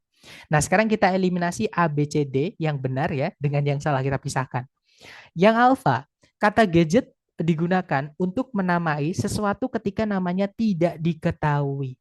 Nah, tadi ada ya, teman-teman, kata gadget merupakan kata yang demikian itu, yaitu dipakai untuk menamai benda-benda yang nggak tahu namanya atau lupa, seperti itu. Kalau yang Bravo, kata gadget digunakan di awal abad ke-19. Nah, awal abad ke-19 itu berarti 1801 ya, teman-teman. Sampai mungkin 1810 lah. Itu awal. Ya, awal abad ke-19. Nah, sedangkan kalau kita cek di situ, apa namanya, tahunnya pertama kali digunakan ya. Jadi first use pertama kali digunakan oleh para pelaut Inggris itu pada tahun 1850-an. Itu bukan lagi di awal tapi sudah masuk ke pertengahan, teman-teman. Jadi yang kemungkinan salah adalah yang Bravo, yaitu dikata at the beginning of. Jadi di awal atau di permulaan. Padahal harusnya in the middle of, gitu ya, di tengah-tengah harusnya seperti itu, teman-teman. Karena kan 1850 bukan 1801 sampai 1810, ya kan? Nah, kita cek dulu untuk memastikan yang Charlie sama Delta ini udah benar atau belum. Kalau yang Charlie, kata gadget itu kemungkinan besar datang dari kata dalam bahasa Prancis, yaitu gacete tadi, teman-teman. Nah, tadi ada ya. Berarti yang Charlie bukan, karena kita disuruh nyari yang tidak ada atau yang salah tentang kata gadget. Oke, berarti Charlie bukan jawabannya. Kalau yang Delta, penggunaan pertamanya dari kata gadget ini adalah oleh para pelaut Inggris. Nah, tadi juga ada, teman-teman. It was first used by British sailors. Jadi pertama dipakai oleh para pelaut, sorry, Britania ya, bukan Inggris. Karena eh, ada perdebatan ini, saya nggak paham sih. Sebenarnya lebih enak disebut Inggris saja, tapi ternyata banyak yang nggak setuju di sini di tempat saya, teman-teman. Jadi British itu katanya bukan Inggris tapi Britania. But that's okay, I'll take it gitu ya. Jadi nggak apa-apa. Jadi para pelaut dari Britania seperti itu. Nah, jadi jawaban yang tepat adalah yang Bravo ya. Yang tidak benar mengenai kata gadget di teks adalah digunakan pertama kali di awal abad ke-19. Padahal pertama kali dipakainya 1850-an. Jadi di awal ya belum ditemukan kata itu atau belum dipakai secara luas. Seperti itu. Gitu ya. Nah, itu adalah stated and unstated detail, teman-teman. Sekarang kita ke jenis soal terakhir yang teman-teman cara mengerjakannya bisa menggunakan scan dan skim, yaitu soal vocabulary. Jadi ada soal di reading itu yang menanyakan tentang arti suatu kosakata, teman-teman, atau vocab. Bisa juga kata, bisa juga frase atau expression, gitu ya. Nah, intinya artinya apa, dipakainya itu untuk apa, seperti itu. Nah, kalau teman-teman sudah tahu arti dari kata itu, nah, makanya ini kembali ke hari pertama dulu kita belajar TOEFL. Kenapa vocab itu paling penting di TOEFL? Karena terutama di reading ini. Jadi ada soal tentang vocab ini. Kalau teman-teman sudah tahu arti dari kata yang ditanyakan, tidak perlu sulit-sulit menggunakan scan dan skim. Langsung aja cari pilihan A, B, C, D yang mana sinonimnya atau yang sesuai dengan konteks yang kira-kira dibahas di teks gitu ya. Langsung pilih itu 100% jawaban teman-teman benar. Ya, nah tapi siapa tahu nanti teman-teman mendapati vocabnya itu baru atau teman-teman nggak tahu artinya, maka mau nggak mau harus menggunakan konteks. Ya, teman-teman harus menggunakan cara ini. Nah, jadi vocab atau kosakata atau istilah itu biasanya dipakai untuk menyimpulkan atau menyederhanakan suatu penjelasan yang sebelumnya itu panjang, teman-teman. Nah, istilahnya apa? Itu biasanya seperti itu. Atau kalau nggak gitu, kosakata itu akan dijabarkan di kalimat setelahnya. Jadi itu yang disebutkan sama si penulis itu apa sih maknanya? Itu biasanya akan disebutkan di kalimat setelahnya. Gitu ya. Nah, jadi cara Nah, jadi karena kita nggak bisa menebak, teman-teman ya, apakah si penulis itu menulisnya di sebelumnya atau di setelahnya, maka teman-teman sekalian aja buat jaga-jaga, baca mulai dari kalimat sebelum kalimat yang mengandung kata yang ditanyakan sampai selesainya adalah kalimat setelah kalimat yang mengandung kata yang ditanyakan. Jadi ada 3 kalimat nanti yang teman-teman baca. Nah, tapi karena di contoh ini ya, teman-teman, contohnya adalah an incumbent in line one is most likely. Jadi incumbent di line pertama itu kemungkinan besar adalah, nah karena dia muncul di kalimat pertama kan sebelumnya nggak ada kalimat, teman-teman. Ya sudah, berarti ini pasti penjelasannya ada di kalimat setelahnya. Gitu ya. Jadi cukup kita baca 2 kalimat saja. Kalimat pertama sama kalimat kedua. Karena memang yang ditanyakan adanya di kalimat pertama. Tapi kalau di tengah-tengah, misalnya di kalimat ketiga gitu ya, teman-teman baca kalimat kedua dan kalimat keempat juga. Seperti itu. Nah, kita baca di situ berbunyi, dalam pemilihan pemerintahan, incumbent itu umumnya memiliki keuntungan yang kuat di atas atau daripada pendatang baru. Nah, sebenarnya dari sini pun kita sudah tahu ya, incumbent dibandingkan dengan pendatang baru. Berarti incumbent ini apa? Berarti dia adalah lawannya pendatang baru, berarti pendatang lama gitu, teman-teman. Di kalimat setelahnya juga disebutkan, a person who is already in office and thus has a certain degree of prominence has a better chance of being elected than the someone who is unknown to the electorate. Jadi kalau diartikan, seseorang yang sudah berada di kursi pemerintahan dan oleh karena itu memiliki tingkat pengaruh tertentu, memiliki peluang yang lebih baik untuk terpilih daripada orang yang tidak dikenal bagi para elektorat atau para pemilih, para voters gitu, teman-teman. Gitu ya. Nah, berarti incumbent di sini adalah orang yang eh, sudah berada di kursi pemerintahan. Atau kalau di dalam bahasa Indonesia kita nyebutnya petahana gitu ya. Nah, atau teman-teman bisa menggunakan cara cepat juga. Di situ kan incumbent itu kan manusia, teman-teman. A person. Di pilihan A, B, C, D, kata benda yang manusia itu cuma satu, yaitu yang delta. A current office holder, ya teman-teman. Jadi a current office holder itu artinya adalah pemegang jabatan saat ini. Seperti itu. Jadi kan itu orang, teman-teman. Kalau yang alpha, sejenis pemilihan tertentu atau khusus atau pemilu khusus kan bukan ya, teman-teman kan nggak ada. Dia benda mati kan bukan gitu. Dia adalah manusia tadi ya, a person. Ya kan? Berarti yang alpha bukan. Kalau yang bravo partai politik, sama partai politik itu benda mati. Anggotanya yang manusia gitu ya, tapi partainya itu benda mati. Kalau yang Charlie, sebuah komentar yang menguntungkan. Nah, komentar itu juga benda mati, teman-teman, bukan manusia ya. Sedangkan incumbent tadi dijelaskan sebagai seorang manusia, seperti itu. Nah, jadi jawaban yang paling tepat adalah yang delta. Nah, mungkin teman-teman ada yang pengen ditanyakan dulu, boleh di unmute. Silahkan kalau ada pertanyaan sebelum kita ke latihan soal buat teman-teman. Silahkan teman-teman.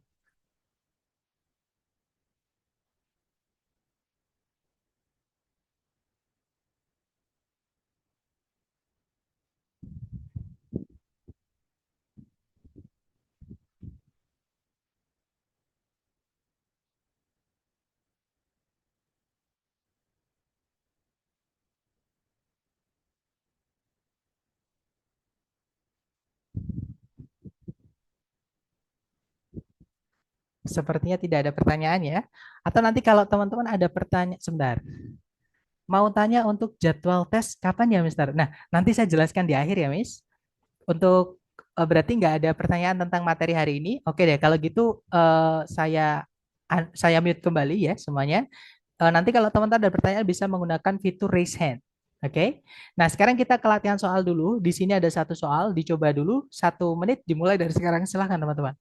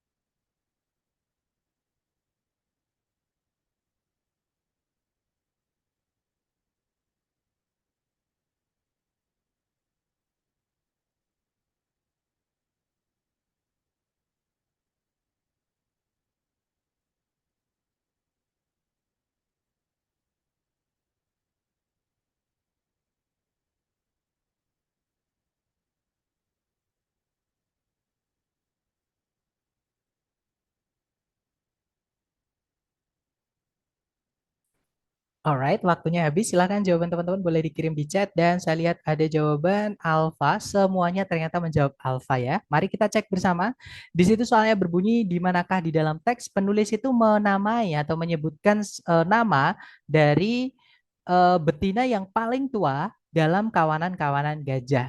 Nah, kalau teman-teman scan dan skim, letak dari betina yang paling tua itu di sini, teman-teman. Nah, jadi di situ disebutkan this elder female. Jadi tetua betina ini. Nah, berarti kan sebelumnya sudah disebutkan ya, namanya apa? Intinya namanya adalah di situ disebutnya adalah matriarch. Jadi nama betina gajah tertua itu atau pemimpin gajah ya. Jadi kawanan gajah itu dipimpin betina, teman-teman. Namanya adalah matriarch. Nah, jadi jawaban yang benar adalah yang alfa karena dia letaknya di line kedua. Betul sekali, teman-teman. Good job. Lanjut ke nomor berikutnya. Silahkan dicoba dulu. 1 menit dimulai dari sekarang. Silahkan, teman-teman.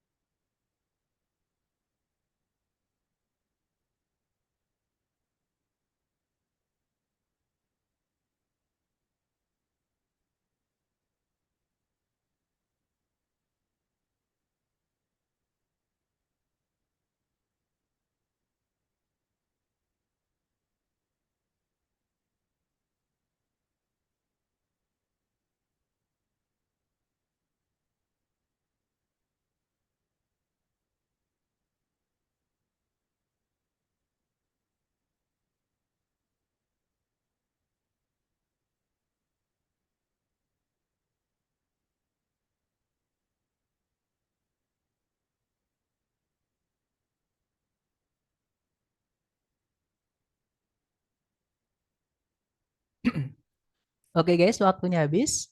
Silahkan jawaban teman-teman dikirim di chat.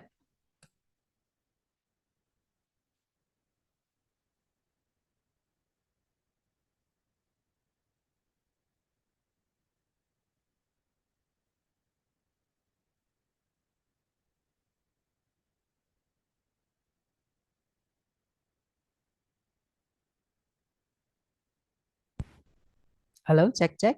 Oke, suara saya sudah kembali ya. Mohon maaf tadi ada gangguan koneksi sedikit, teman-teman. Baik, saya lihat teman-teman menjawab Delta, ada juga Bravo, ada juga Charlie. Oke, kita cek bersama ya. Di situ soalnya berbunyi berdasarkan paragraf ketiga, bagaimana antosianin itu berbeda dari pigmen-pigmen tanaman yang lain. Nah, jadi yang membedakan antosianin dengan pigmen yang lain itu apa, teman-teman? Nah, kalau ini kan pertanyaan paragraf 3 ya. Di situ disebutkan ada kata unlike. Ya, jadi unlike itu artinya tidak seperti. Berarti ngomongin tentang perbedaan. Jadi unlike chlorophyll and carotenoids, jadi tidak seperti klorofil atau pigmen hijau daun dan juga carotenoids itu pigmen kuning dan oranye daun.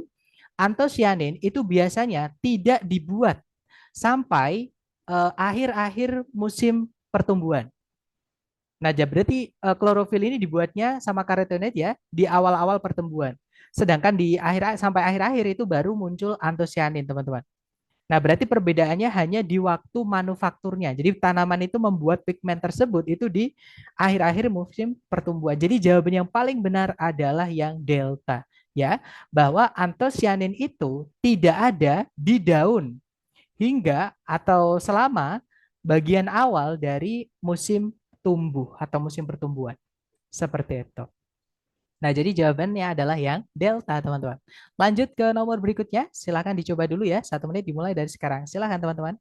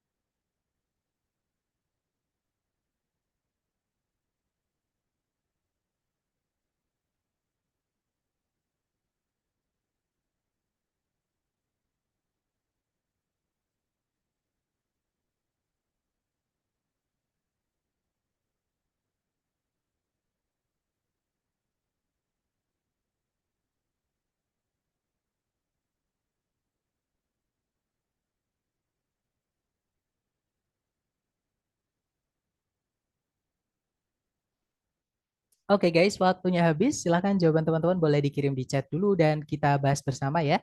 Dan saya lihat ada jawaban Alfa, ada juga jawaban Charlie, ada juga Bravo. Kita cek bersama.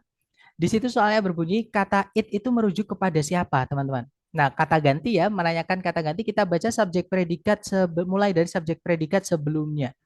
Nah, subjek predikat sebelumnya ini, nah ternyata sebelum conjunction ini teman-teman, yaitu call forms. Jadi kita baca ya, call forms when, jadi kalau diartikan batu bara itu terbentuk ketika tanah gambut secara memadai itu terkompresi atau tertekan gitu ya oleh beban dari tumpukan-tumpukan yang tumbuh atau muncul di atasnya untuk memaksa air dan juga zat-zat yang lain itu keluar darinya.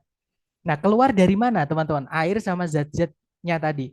Nah, keluarnya adalah dari pit teman-teman yang tertekan oleh tumpukan-tumpukan yang muncul di atasnya tadi, yang berat tadi teman-teman. Jadi beban deposit-deposit atau tumpukan-tumpukan yang muncul di atasnya itu menekan tanah gambut.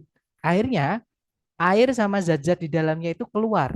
Jadi kayak spons itu kalau basah atau dalamnya ada zat-zat yang lain itu kalau ditekan kan jadi keluar gitu, entah lumpurnya atau apanya gitu. Nah, maksudnya seperti itu. Jadi it-nya di sini adalah maksudnya ke pit ya, tanah gambut. Nah, terus setelahnya itu disebutkan leaving a concentrated mass of carbon. Jadi yang akhirnya itu meninggalkan massa karbon yang terkonsentrasi atau yang mengumpul atau yang memadat.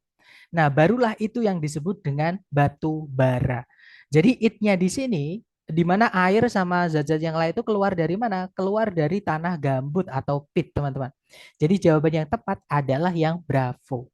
Lanjut ke nomor berikutnya. Silahkan dicoba dulu ya. Jangan takut salah. 1 menit dimulai dari sekarang. Silahkan.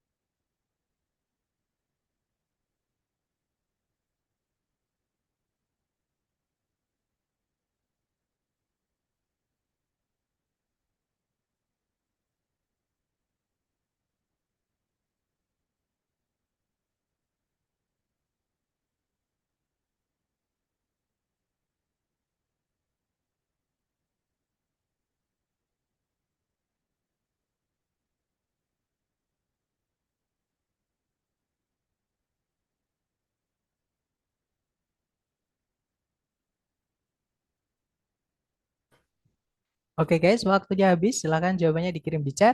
Dan saya lihat ada jawaban Delta, Delta, Delta. Ada juga Bravo. Kita cek bersama ya. Di situ soalnya berbunyi kata migration. Itu bahasa Indonesianya migrasi itu teman-teman. Itu paling mendekati maknanya dengan, nah mungkin teman-teman ada yang tahu arti dari migrasi ya. Jadi migrasi itu adalah perpindahan, lebih tepatnya mungkin perpindahan penduduk dari satu tempat ke tempat yang lain. Nah, jadi cari aja A, B, C, D yang artinya adalah perpindahan. Nah, A, B, C, D yang artinya perpindahan adalah yang delta. Nah, jadi jawabannya movement. Nah, tapi kalau kita merujuk dengan cara yang tadi kita bahas ya, itu kita baca kalimat sebelum dan kalimat setelahnya itu berbunyi.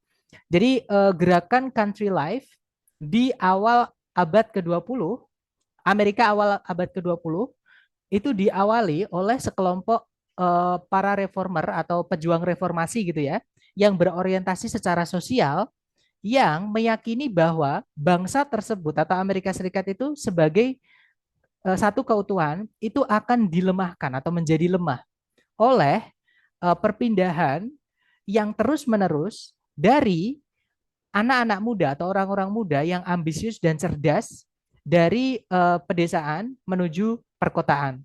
Karena ketidakpuasan mereka dengan standar hidup di desa dan institusi-institusi sosial desa. Nah, jadi migration di sini adalah perpindahan orang, lebih tepatnya kalau dalam konteks ini ya, dari desa ke kota. Berarti apa teman-teman?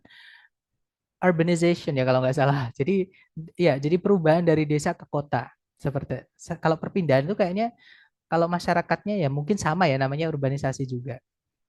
Oke, kita lanjut ya ke nomor berikutnya. Nah, silahkan teman-teman coba dulu 1 menit dimulai dari sekarang. Silahkan teman-teman.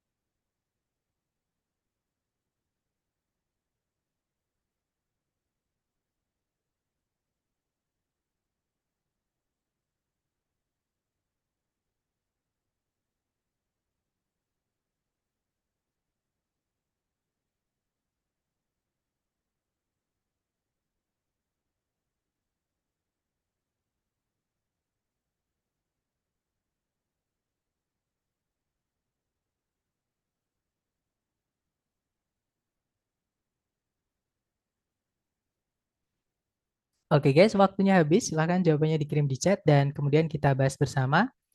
Dan saya lihat di situ teman-teman menjawab bravo, bravo.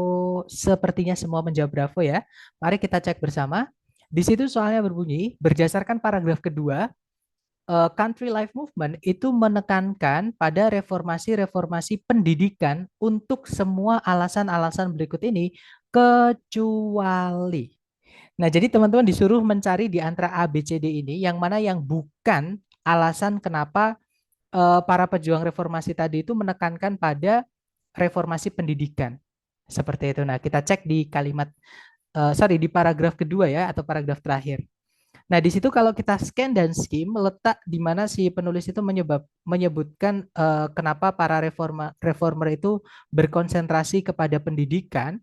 Ya, alasannya kenapa itu di sini teman-teman, mulai dari sini ya. Kalimatnya itu berbunyi mulai dari sini ya. Jadi meskipun para reformer tersebut itu memiliki banyak sekali saran atau masukan untuk penghidupan kembali sosial pedesaan dan juga reformasi ekonomi, mereka berkonsentrasi pada pendidikan yang penting dalam upaya untuk mereformasi atau membentuk kembali gitu ya eh, kehidupan pedesaan karena beberapa alasan.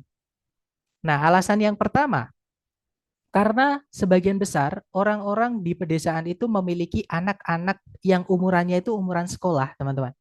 Nah, sekolah itu merupakan institusi sosial yang penting di Amerika Serikat, pedesaan Amerika Serikat. Nah, jadi sekolah itu merupakan penting ya karena banyak anak kecil yang eh, orang-orang desa itu punya anak kecil yang umurannya itu umuran-umuran sekolah. Kemudian alasan kedua, sekolah-sekolah itu berurusan dengan anak-anak ya yang tadi ya hubungannya ya teman-teman yang lebih bisa beradaptasi, maksudnya lebih bisa berbelajar dengan perubahan zaman gitu ya daripada orang-orang dewasa mungkin yang karena orang-orang dewasa itu fokus lebih ke pekerjaan dan lain-lain gitu teman-teman. Nah, untuk benar-benar bertahan atau tetap ada gitu ya, perubahan-perubahan dalam masyarakat desa harus berawal dari anak-anak. Nah, alasannya di situ teman-teman. Kemudian terakhir atau alasan ketiga, karena mereka appropriated money ini berarti artinya menyumbangkan dana atau menggelontorkan dana gitu teman-teman. Dan mengatur kurikulum atau standar kurikulum dan standar instruksional gitu ya. Pemerintah-pemerintah daerah atau pemerintah negara bagian itu bisa mengatur sekolah atau mempengaruhi sekolah sebagaimana mereka tidak bisa mempengaruhi institusi-institusi sosial yang lain. Nah, jadi alasan-alasan kenapa para reformer tadi fokus dengan apa namanya teman-teman, dengan pendidikan itu tiga tadi ya. Nah, kita disuruh nyari yang bukan. Jadi yang salah. Di situ ada kata except artinya kecuali. Jadi yang alfa di situ sekolah memainkan peran penting di kehidupan sosial pedesaan. Tadi ada teman-teman. Jadi ini ya, schools were influential social institutions in rural America. Ya kan? Jadi yang alfa bukan jawabannya. Kalau yang Bravo, sekolah bisa dengan mudah dipengaruhi atau diatur oleh pemerintah daerah. Tadi juga ada teman-teman. Jadi state governments could influence schools. Ya, jadi pemerintah negara bagian bisa mengatur atau ngotak-ngatik sekolah semaunya gitu teman-teman. Karena dia kan yang menyumbangkan dana gitu ya. Dan juga yang mengatur instruksional dan juga kurikulum seperti itu. Standarnya gitu. Kalau yang Charlie, anak-anak yang didaftarkan di sekolah itu mampu untuk membuat perubahan-perubahan lebih siap, lebih mudah daripada orang dewasa. Nah, tadi juga ada teman-teman. Eh, Sekolah-sekolah itu berurusan dengan anak-anak yang lebih mampu, yang lebih bisa beradaptasi gitu ya daripada orang-orang yang sudah dewasa. Nah, berarti Charlie bukan. Nah, jawabannya adalah yang delta. Yang delta ini jawabannya yang bikin dia jadi jawaban hanya kata few, teman-teman. Jadi few itu artinya adalah sedikit sekali. Beda dengan a few ya. Kalau a few itu artinya cukup, teman-teman. Jadi ada cukup banyak atau ada beberapa, itu a few. Tapi kalau few saja nggak ada e-nya, itu artinya sedikit. Nah, yang delta itu berbunyi sedikit anak-anak di pedesaan itu mampu untuk menghadiri sekolah secara rutin. Nah, ini berlawanan dengan ini tadi, most rural people had school age children. Jadi sebagian besar atau hampir semua orang-orang di pedesaan itu memiliki anak-anak yang umurannya itu sekolah atau umuran-umuran sekolah. Gitu ya. Jadi yang salah adalah yang delta atau jawabannya adalah yang delta. Salahnya sepele sekali, teman-teman, hanya di kata few-nya ini. Ya, harusnya many malahan gitu ya atau most seperti itu. Oke, lanjut ke nomor berikutnya. Silahkan teman-teman coba. Oh, ternyata sudah habis. Nah, sekarang kita ke teknik yang terakhir, teman-teman. Yaitu making inferences. Nah, tadi kan di awal saya sampaikan ya, informasi yang spesifik atau informasi peritilan-peritilan kecil di soal, itu nanti terbagi menjadi dua, teman-teman. Yaitu yang tersirat sama yang tersurat. Nah, kita sudah belajar yang tersurat tadi, yang jawabannya itu ada di dalam teks. Nah, sekarang ada soal reading itu yang teman-teman diminta untuk menarik kesimpulan karena informasinya atau yang ditanyakan itu tidak secara langsung tertulis di dalam teks atau kita bisa nyebutnya implisit gitu ya atau informasi yang tersirat. Jadi tidak ada di teks, tidak tertulis secara langsung. Nah, ada eh, dua jenis soal yang cara mengerjakannya teman-teman harus menarik kesimpulan atau membuat tebakan gitu ya, membuat kesimpulan dari informasi yang ada di dalam teks. Yang pertama adalah inference itu sendiri. Dari kata infer ya, infer itu menarik kesimpulan, teman-teman. Jadi inference itu artinya adalah kita diminta menarik kesimpulan tentang suatu informasi kecil yang ada di dalam teks. Contohnya seperti ini.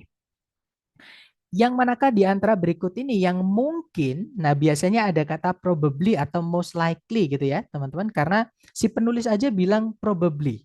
Berarti kan di teks dia udah tahu nggak ada gitu. Kalau misalkan di teks dia menulis informasi tersebut ya nggak perlu dikasih probably gitu ya, nggak perlu dikasih kata mungkin. Nah karena si penulis atau pembuat soal bilang mungkin, berarti di soal itu jawabannya tidak ada.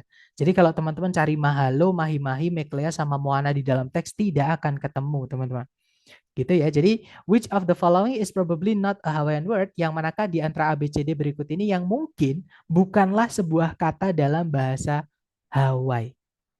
Nah, jadi yang tiga itu kemungkinan bahasa Hawaii, yang satu bukan. Teman-teman disuruh nyari yang bukan. Nah, seperti yang saya sampaikan tadi, kalau teman-teman cari Mahalo, Mahi-Mahi, Meklea, sama Moana di dalam teks, tidak akan ada, teman-teman. Nah, cara mengerjakan soal seperti ini, cari kata kunci dulu di soal, yaitu a Hawaiian word. Yang mana itu dibahas di paragraf pertama. Teman-teman pahami ya, a Hawaiian word atau kata dalam bahasa Hawaii itu bagaimana. Kemudian cari A, B, C, D, yang mana yang tidak menggambarkan informasi tersebut. Nah, di situ kalimat pertama berbunyi atau paragraf pertama ya berbunyi bahasa Hawaii itu merupakan bahasa yang merdu kalau didengar gitu ya. Yang mana atau di mana semua kata-kata di dalam bahasa tersebut itu diperoleh atau didapat dari susunan alfabet atau ABCD yang hanya terdiri dari 12 huruf saja. Jadi huruf di Hawaii itu cuma ada 12, teman-teman.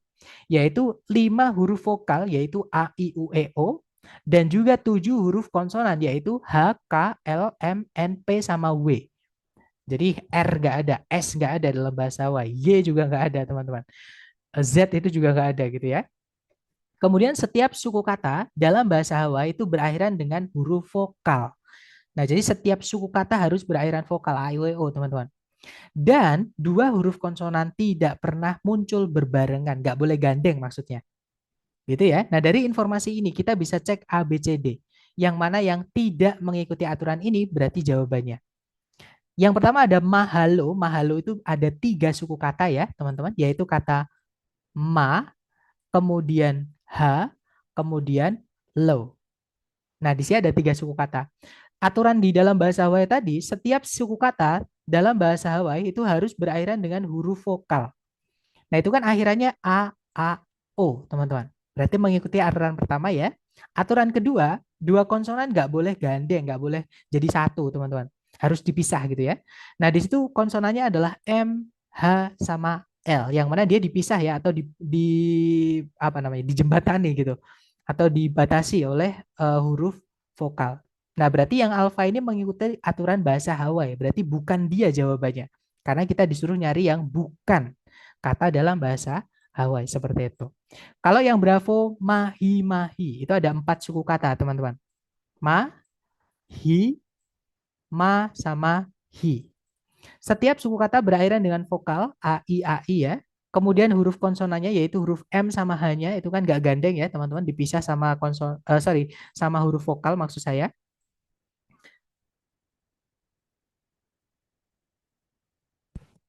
Nah, berarti yang Bravo atau Mahi-Mahi ini mengikuti aturan bahasa Hawaii juga. Bukan itu jawabannya berarti ya, karena kita disuruh nyari yang bukan kata dalam bahasa Hawaii. Nah, jawabannya adalah yang Charlie, teman-teman. Di situ ada Meklea. Ada huruf K sama L yang gandeng. Padahal aturannya tadi, dua konsonan tidak boleh gandeng. Itu malah huruf K sama huruf L-nya gandeng, kan nggak bisa, teman-teman. Jadi ketemu ya yang bukan kata dalam bahasa Hawaii adalah yang Charlie. Nah, kalau yang Delta mungkin teman-teman ada yang penasaran, loh, Sir, itu ada huruf O sama A gandeng. Nah, nggak ada aturan huruf vokal boleh gandeng atau tidak. Yang ada adalah huruf konsonan tidak boleh gandeng, teman-teman. Kalau A, I, U, E, O mau gandeng nggak masalah, seperti itu. Karena nggak ada aturan tidak diperbolehkan vokal gandeng, seperti itu. Itu ya, jadi jawabannya yang Charlie, teman-teman.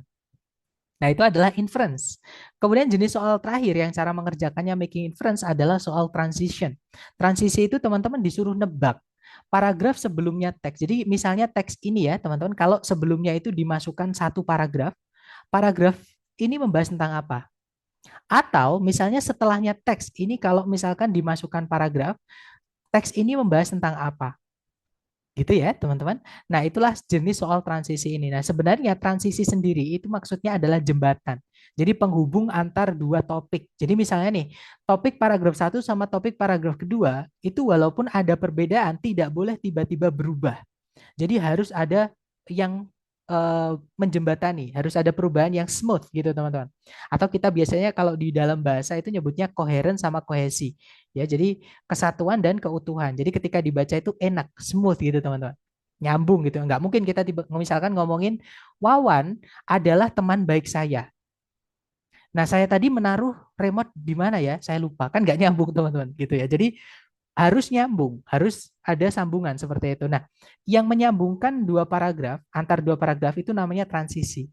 Letak dari transisi adalah pada kalimat yang paling dekat dengan paragraf yang disambung. Misal ya, teman-teman, paragraf ini dengan paragraf ini, letak transisinya ada di kalimat terakhir paragraf yang atas. Jadi terletak di sini, mulai dari the sampai kata belly, teman-teman. Atau kalau misalkan kita cari transisinya di paragraf berikutnya atau paragraf yang kedua, letaknya ada di kalimat pertama. Jadi dari according to sampai titiknya di mana? Sampai di sini teman-teman, sampai water. Nah, itu adalah letak transisinya. Nah, transisi ini bisa teman-teman gunakan untuk menjawab soal yang disuruh nebak tadi. Jadi kalau misalnya sebelumnya teks sama setelahnya teks ini kita masukkan paragraf membahas tentang apa? Gitu ya. Nah, kalau misal yang ditanyakan adalah paragraf sebelumnya teks, teman-teman baca transisinya yaitu yang paling dekat. Berarti kalimat pertama, teman-teman. Nah, tapi kalau yang ditanyakan adalah paragraf setelahnya teks, maka teman-teman baca transisinya yaitu paragraf terakhir. Sorry, maksud saya kalimat terakhir, bukan paragraf terakhir, tapi kalimat terakhir saja. Nah, disitulah teman-teman nanti akan mendapati sambungan kira-kira di pilihan A, B, C, D yang nyambung dengan paragraf terakhir yang mana yang akan dibahas di paragraf berikutnya atau sebelumnya. Nah, contoh soalnya ini ya, teman-teman, di situ berbunyi paragraf preceding. Preceding itu yang mendahului. Arti dari precede itu mendahului, teman-teman. Jadi, paragraf yang mendahului teks ini kemungkinan besar membahas tentang apa. Nah, sama ada kata kemungkinan lagi. Jadi, si penulis itu tidak menyebutkan di dalam teks. Gitu ya, makanya suruh nebak, teman-teman. Nah, karena yang ditanyakan adalah preceding atau sebelumnya teks atau di atasnya teks gitu ya. Teman-teman baca transisinya yaitu kalimat pertama. Di situ kalimat pertama berbunyi, mitos yang lain mengenai lautan itu membahas tentang Davy Jones. Nah, tiba-tiba dia bilang mitos yang lain mengenai lautan membahas Davy Jones. Berarti paragraf sebelumnya teks ini juga membahas tentang mitos mengenai lautan, teman-teman. Tapi bukan tentang Davy Jones ya, karena Davy Jones ini dibahas sebagai yang lain atau yang berbeda. Nah, jadi jawaban yang ada Davy Jones jangan dipilih. Nggak mungkin sebelumnya udah diceritain baru dikenalin di sini, teman-teman. Gitu ya. Jadi cari yang nggak ada kata Davy Jones-nya. Jadi Alpha Bravo salah. Ya. Kalau yang Charlie sebuah kisah tradisional atau mitos gitu ya, sebuah mitos yang lain dari lautan. Nah, ketemu jawabannya adalah yang Charlie, teman-teman. Kalau yang Delta bersiap-siap untuk melakukan perjalanan di laut. Nah, misal di sini nih kita membahas tentang bersiap-siap melakukan perjalanan laut.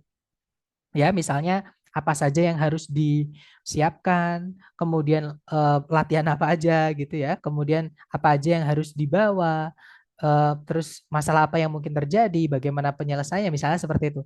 Terus setelahnya paragrafnya tiba-tiba bilang, mitos yang lain mengenai lautan membahas tentang Davy Jones. Kan gak nyambung, teman-teman. Loncat banget gitu ya. Jadi kayak tiba-tiba berubah gitu informasinya. Nah, itu tidak boleh karena tidak kohesi dan koheren. Seperti itu. Jadi jawaban yang tepat adalah yang Charlie. Gitu ya.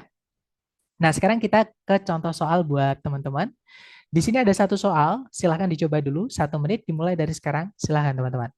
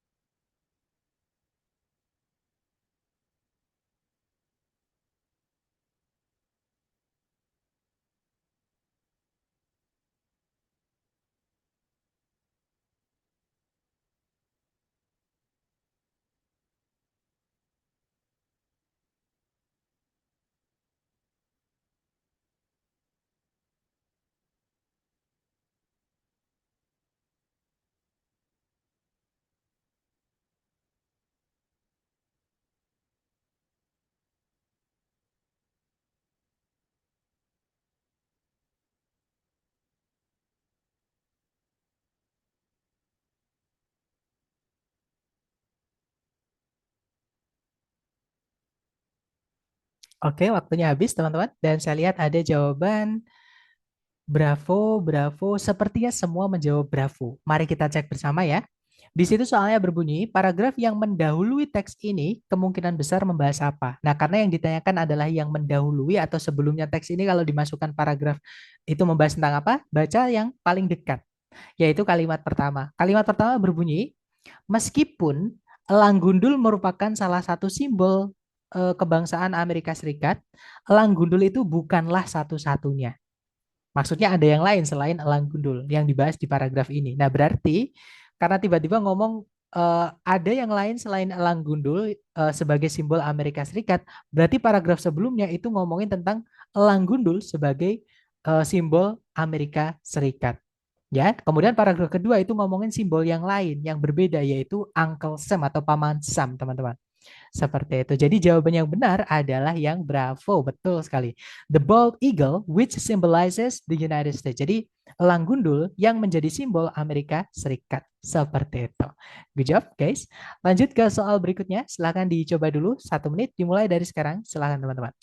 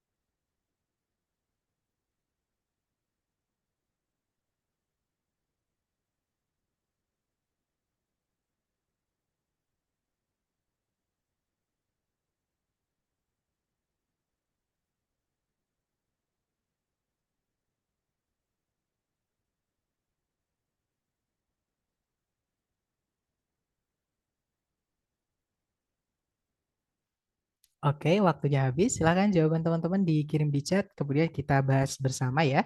Dan saya lihat teman-teman menjawab Delta, Delta, sepertinya semua menjawab Delta. Mari kita cek bersama. Kita baca dulu soalnya ya. Di situ soalnya berbunyi, nama dari komposisinya Scott Joplin yang paling terkenal kemungkinan datang dari. Nah, jadi teman-teman diminta menebak atau menyimpulkan kira-kira komposisi yang paling terkenalnya Scott Joplin itu dari mana? Seperti itu. Nah, kalau kita cari di soal, kita scan dan skim ya, komposisi yang paling terkenal itu ternyata dibahas di kalimat terakhir, di paragraf terakhir juga ya, di kalimat terakhirnya. Eh, di situ disebutkan di sanalah dia mulai menulis lebih dari komposisinya yang berjumlah sorry, menulis komposisinya yang berjumlah lebih dari 500 itu, yang kemudian dia hasilkan menjadi lagu. Yang paling terkenalnya itu adalah The Maple Leaf Rag. Nah, ini komposisi yang paling terkenal, teman-teman. Ya, Maple Leaf Rag. Nah, cari petunjuk apapun dari mana dia menamai Maple Leaf Rag ini, teman-teman. Nah, kalau kita baca kalimat sebelumnya, itu disebutkan, one of his regular jobs was in the Maple Leaf Club in Sedalia, Missouri. Jadi kalau diartikan, salah satu dari pekerjaan-pekerjaan umumnya adalah di, ini nama ya, Maple Leaf Club di Sedalia, Missouri. Nah, jadi dia dapat inspirasi itu dari tempat kerjanya dia, teman-teman. Gitu ya. Berarti bukan yang Delta, karena yang Delta itu sekolah di mana dia belajar bermain piano. Nah, itu kalau kita baca lagi kalimat sebelumnya ya, teman-teman. Jadi dia itu bekerjanya di mana sih atau pekerjaannya apa? Cari informasi lebih jelas. Itu disebutkan ya atau kita baca dari kalimat pertama biar lebih jelas ya. Jadi bentuk jazz pertama kali itu namanya adalah ragtime, yaitu lagu-lagu yang sangat meriah atau istilahnya rags yang dimainkan menggunakan piano. Dan performer atau pemain ragtime yang paling terkenal pada waktu itu dan komposer terkenal pada waktu itu adalah Scott Joplin.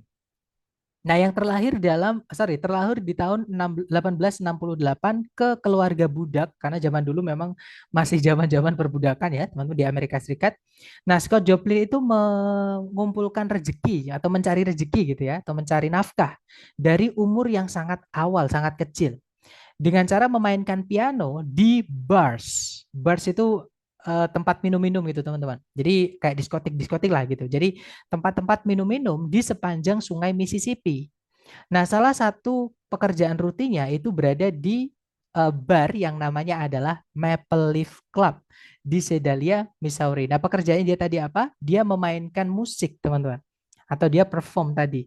Gitu ya, memainkan piano tadi. Nah, jadi jawabannya paling tepat adalah yang alpha. Ya, the name of a saloon where he performed. Nah, salon kalau O-nya 2 itu beda dengan salon yang O-nya 1, teman-teman.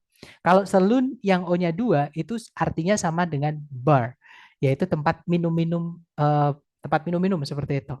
Gitu yang nggak baik gitu ya, teman-teman. Jadi eh, jawabannya adalah yang alpha karena dia bekerjanya memang di bars, teman-teman. Jadi kayak live music player seperti itu atau performer seperti itu, gitu ya.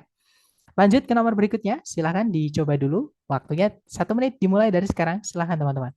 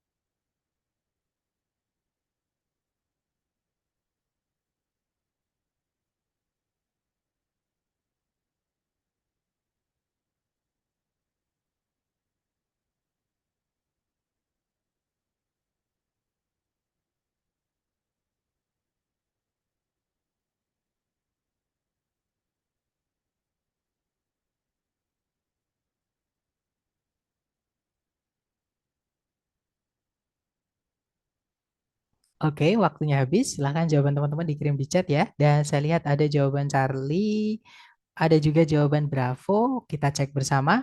Kita baca dulu soalnya, teman-teman. Ada juga jawaban Delta ya. Kita cek bersama. Di situ soalnya berbunyi, paragraf yang mengikuti, maksudnya mengikuti itu berarti setelahnya, teman-teman ya. Jadi paragraf setelahnya teks ini kemungkinan membahas apa. Jadi setelahnya teks ini kalau dimasukkan paragraf satu lagi, itu paragrafnya bahas tentang apa, teman-teman. Nah, ini transition juga ya, tapi menanyakan setelahnya. Berarti teman-teman baca transisinya, kalimat terakhir. Nah, kalimat terakhir tadi sudah kita baca ya, yaitu di sanalah dia mulai menulis komposisinya yang berjumlah lebih dari 500 itu yang kemudian dia hasilkan menjadi lagu. Yang paling terkenalnya adalah Maple Leaf Rag. Jadi paragraf setelahnya ini pasti mempelajari lebih jauh tentang komposisinya Scott Joplin, teman-teman. Jadi jawaban yang paling tepat adalah yang Charlie ya. The numerous compositions of Scott Joplin. Jadi komposisinya Scott Joplin yang banyak seperti itu. Kalau teman-teman menjawab alpha, Sedalia Mesauri itu sudah dibahas, sudah selesai. Paragraf kalimat setelahnya bukan lagi ngomongin Sedalia Mesauri. Kalau kita bahas Sedalia Mesauri di sini, nanti kalimatnya maju mundur teman-teman. Nanti di sini kita bahas Sedalia Mesauri, lanjut lagi ini lagi. Nah, lagi nanti Sedalia Misal. Jadi kayak ada pengulangan nanti, maju mundur, ada nggak selesai-selesai nanti seperti itu, teman-teman ya. Jadi yang alpha nggak bisa. Yang Bravo juga sama, Maple Leaf Club, tempat dia bekerja itu sudah selesai dibahasnya. Kalimat setelahnya bukan lagi ngomongin tentang itu, tapi ngomongin tentang komposisinya Maple Leaf Rag, bukan Maple Leaf Club ya. Beda, beda nama, beda ini teman-teman. Jadi walaupun mirip tapi kan beda gitu. Jadi yang Bravo bukan. Kalau yang Delta, kehidupan dari Scott Joplin sudah dibahas juga sebelumnya tadi ya. Jadi Scott Joplin itu lahir di mana, kemudian apa namanya, dia itu siapa, kemudian kerjanya apa, gitu ya, dan lain-lain. Jadi informasinya sudah menyempit ke karyanya dia, komposisinya dia. Seperti itu. Jadi kalau kita pilih yang Delta nanti ada pengulangan paragraf. Jadi kita bahas yang sudah dibahas.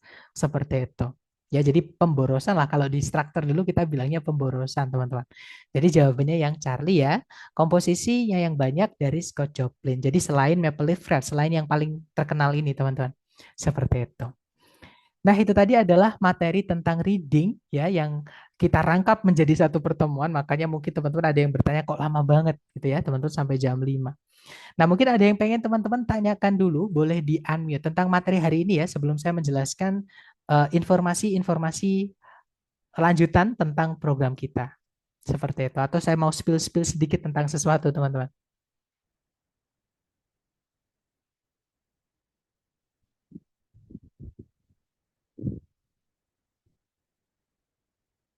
Sepertinya nggak ada ya, teman-teman. Oke, kalau tidak ada pertanyaan, sebentar saya absen dulu ya, teman-teman. Nah, berarti hari ini adalah materi terakhir ya, teman-teman. Nanti teman-teman tinggal menunggu informasi tes dari lembaga. Ya, sekalian saya ingin menjawab tadi ada yang salah satu dari teman-teman yang bertanya tesnya dari lembaga kapan. Itu ya, teman-teman. Nah, sudah selesai saya absen. Sebentar. Jadi tes dari lembaga itu sebentar, kalau kita merujuk kepada grup ya, tapi di saya dulu dimasukkan setelah informasi itu nggak dikasih tahu ya tanggalnya itu tanggal berapa. Jadi waktu saya dimasukkan ke grup udah nggak ada informasi itu, teman. Saya sudah kelewat gitu. Tapi gini, yang pasti adalah kita sudah selesai lebih awal. Jadi kita dulu kalau nggak salah kita dulu kalau nggak salah startnya itu di tanggal sebentar 10 ya kalau nggak salah teman-teman atau sebentar saya cek dulu ya. Kalau nggak salah 8. Oh iya, tanggal 8 betul. Nah, tesnya itu biasanya nggak jauh-jauh dari tanggal 8 teman-teman. Ya, tapi biasanya sebelumnya juga bisa. Nah, sekarang baru tanggal 25 teman-teman. Jadi masih ada sekitar 2 minggu, 1 minggu atau 2 minggu. Mungkin 1 minggu ya teman-teman, karena biasanya tanggal 8 saya akan dikasih kelas lagi sama lembaga atau admin gitu, atau periode baru. Nah, jadi bisa dibilang teman-teman nanti punya waktu sisa untuk berlatih atau mereview kembali materi dan seperti janji saya di awal dulu ya, buat teman-teman yang selalu hadir, bahkan saya kasih bonus juga buat teman-teman yang hari ini, misalkan teman-teman baru datangnya cuman hari ini aja nggak apa-apa, tapi ada syaratnya. Nanti teman-teman setelah kelas ini selesai, mohon langsung japri saya ya, nama Zoom-nya teman-teman nanti silahkan dikirimkan ke saya gitu secara japri teman-teman. Nanti saya akan kirimkan langsung pembahasan tes yang dari lembaga. Nanti bisa teman-teman pelajari supaya ketika teman-teman tes dari lembaga nanti bisa apa ya teman-teman mem- me- apa namanya membantu teman-teman lah itu yang mengangkat nilainya minimal di situ dulu karena kan biasanya teman-teman sangat khawatir untuk sertifikat gitu ya. Supaya di sertifikat namanya itu biar bagus, skornya juga bagus itu biasanya gimana caranya biar skornya tinggi dan seperti saya janji saya di awal dulu buat teman-teman yang semangat belajarnya selalu akan saya dukung dan salah satunya adalah saya apresiasi dengan pembahasan tes dari lembaga seperti itu. Dan mungkin saya juga ingin menjawab tadi tesnya kapan sudah saya jawab ya. Jadi tes itu karena kewenangan lembaga, saya tidak akan bisa mengotak-ngatik teman-teman. Jadi tesnya nanti langsung dihandle oleh admin lembaga gitu ya. Jadi saya nggak bisa kapan memulainya itu bukan saya. Kemudian aturannya bagaimana itu bukan saya, tapi akan saya jelaskan sedikit dari periode-periode sebelumnya. Karena beberapa kali ada masalah juga teman-teman ya, mungkin karena kurangnya informasi di teks, sorry di grup maksud saya ya, yang mungkin atau informasinya kurang jelas itu biasanya juga bisa membuat misunderstanding. Terutama teman-teman nanti ditawarkan 15 kali pengulangan. Kalau saya nggak salah ya teman-teman. Jadi teman-teman itu bisa mengulang tes selama 15 kali. Nah, kapan bisa mengulangnya? Itu kapan saja. Misal teman-teman sudah selesai tes nih, kan langsung keluar skornya teman-teman. Nah, teman-teman tidak puas, itu mau tes lagi langsung itu bisa. Tidak perlu menunggu komando dari admin. Gitu ya, teman-teman. Yang pasti nanti ada batas pengerjaannya. Biasanya 1 minggu, teman. Biasanya ya, atau sekitar 5 hari sampai 1 minggu. Nah, selama 5 hari itu saya harap teman-teman manfaatkan sebaik-baiknya. Karena sebelumnya itu ada yang nggak paham. Maksudnya nggak paham itu gini, teman-teman. Banyak ya, bukan cuma ada, tapi banyak. Mengiranya adalah sekali mengerjakan terus menunggu komando lagi dari admin lembaga untuk mengerjakan kembali. Nah, itu tidak perlu, teman-teman. Jadi selama tesnya itu terbuka, itu teman-teman mau ngulang berapapun, sorry, kalau nggak salah 15 kali ya, maaf teman-teman. Itu bisa seperti itu. Tapi kalau tesnya sudah ditutup oleh lembaga, teman-teman tidak akan bisa mengakses soal ataupun tidak bisa dapat sertifikat. Seperti itu. Gitu ya. Jadi mohon dipahami itu. Eh, Saran saya ketika tes sudah dibuka oleh lembaga, langsung aja kerjakan. Kalau teman-teman mau ngecek kemampuan teman-teman dulu, jadi jangan melihat video yang saya berikan dulu misalnya ya, untuk mengetahui skor teman-teman yang saat ini, nah nanti berapa. Nah terus kemudian teman pelajari, misalnya kalau pengen tahu salahnya di mana, kira-kira salahnya kenapa, benarnya apa nanti dari video yang saya berikan. Seperti itu. Dan mungkin saya sebelum menjelaskan ini ya, tabel ini teman-teman, saya pengen menjelaskan juga kenapa di awal atau kenapa saya itu berani sekali meminta izin ke lembaga tidak menggunakan materi dari lembaga. Kenapa saya kok berani membuat materi saya sendiri gitu ya teman-teman. Nah, for your information guys, tapi ini mohon maaf jangan ditiru ya. Jadi ini hanya informasi saja. Saya belajar tidak dari buku. Jadi saya belajar langsung dari tes yang resmi dari ITS-nya. Ya. Nah, jadi di structure itu soalnya adalah 40 soal. Harusnya kan di sini selesainya, teman-teman. Jadi harusnya selesainya di sini. 68 itu harusnya di tengah-tengah sini. Di sini 67 misalnya gitu ya. 67 sampai 68 di tengah-tengah sini. Nah, tapi dia agak turun satu gini. Jadi saya menghitungnya itu kita turunkan atau kita naikkan. Jadi misalnya nih, teman-teman structure itu pengen dapat nilai katakanlah 550. Nah, ini nolnya dihilangkan ya, teman-teman. Jadi mereka skalanya itu dibagi 10. Jadi dikecilkan nolnya dihilangkan. Kalau ada 55 berarti maksudnya adalah 550. Nah, misalkan teman-teman pengen mengincar nilai 550. Nah, ini teman-teman luruskan dulu, terus naikkan satu terus di tengah-tengahnya. Gitu ya. Berarti untuk dapat 550 teman-teman harus benar 31 dari 40 soal. Jadi hanya boleh salah 9 ya, maksimal teman-teman. Kalau teman-teman mengincar 550 di structure. Katakanlah teman-teman di reading itu pengen benar atau nilainya itu pengen 580 katakanlah. Nah, untuk benarnya harus berapa? Tarik aja teman-teman. Nah, berarti teman-teman harus benar 44 dari 50 soal listening. Jadi section 1 itu listening teman-teman. Section 2 itu structure. Section 3 itu reading. Nah, di reading misalnya teman-teman pengen dapat skor katakanlah 550 juga. Nah, itu tarik aja ya. Berarti teman-teman harus benar 36 dari 50 soal. Jadi hanya hanya salah 14. Seperti itu. Gitu ya. Nah, itu adalah cara penghitungan skor di TOEFL ITP supaya nanti teman-teman tahu listening kok nilai saya segini, berarti saya benar berapa. Nanti patokannya di gambar ini. Nanti saya kirimkan juga. Kalau saya lupa mohon diingatkan ya karena sering sekali lupa teman-teman. Seperti itu. Gitu ya. Dan terima kasih karena teman-teman sudah mau belajar dengan saya dari awal sampai akhir. Dan kalaupun sudah selesai untuk programnya dan teman-teman mau tanya-tanya tentang TOEFL, japri aja.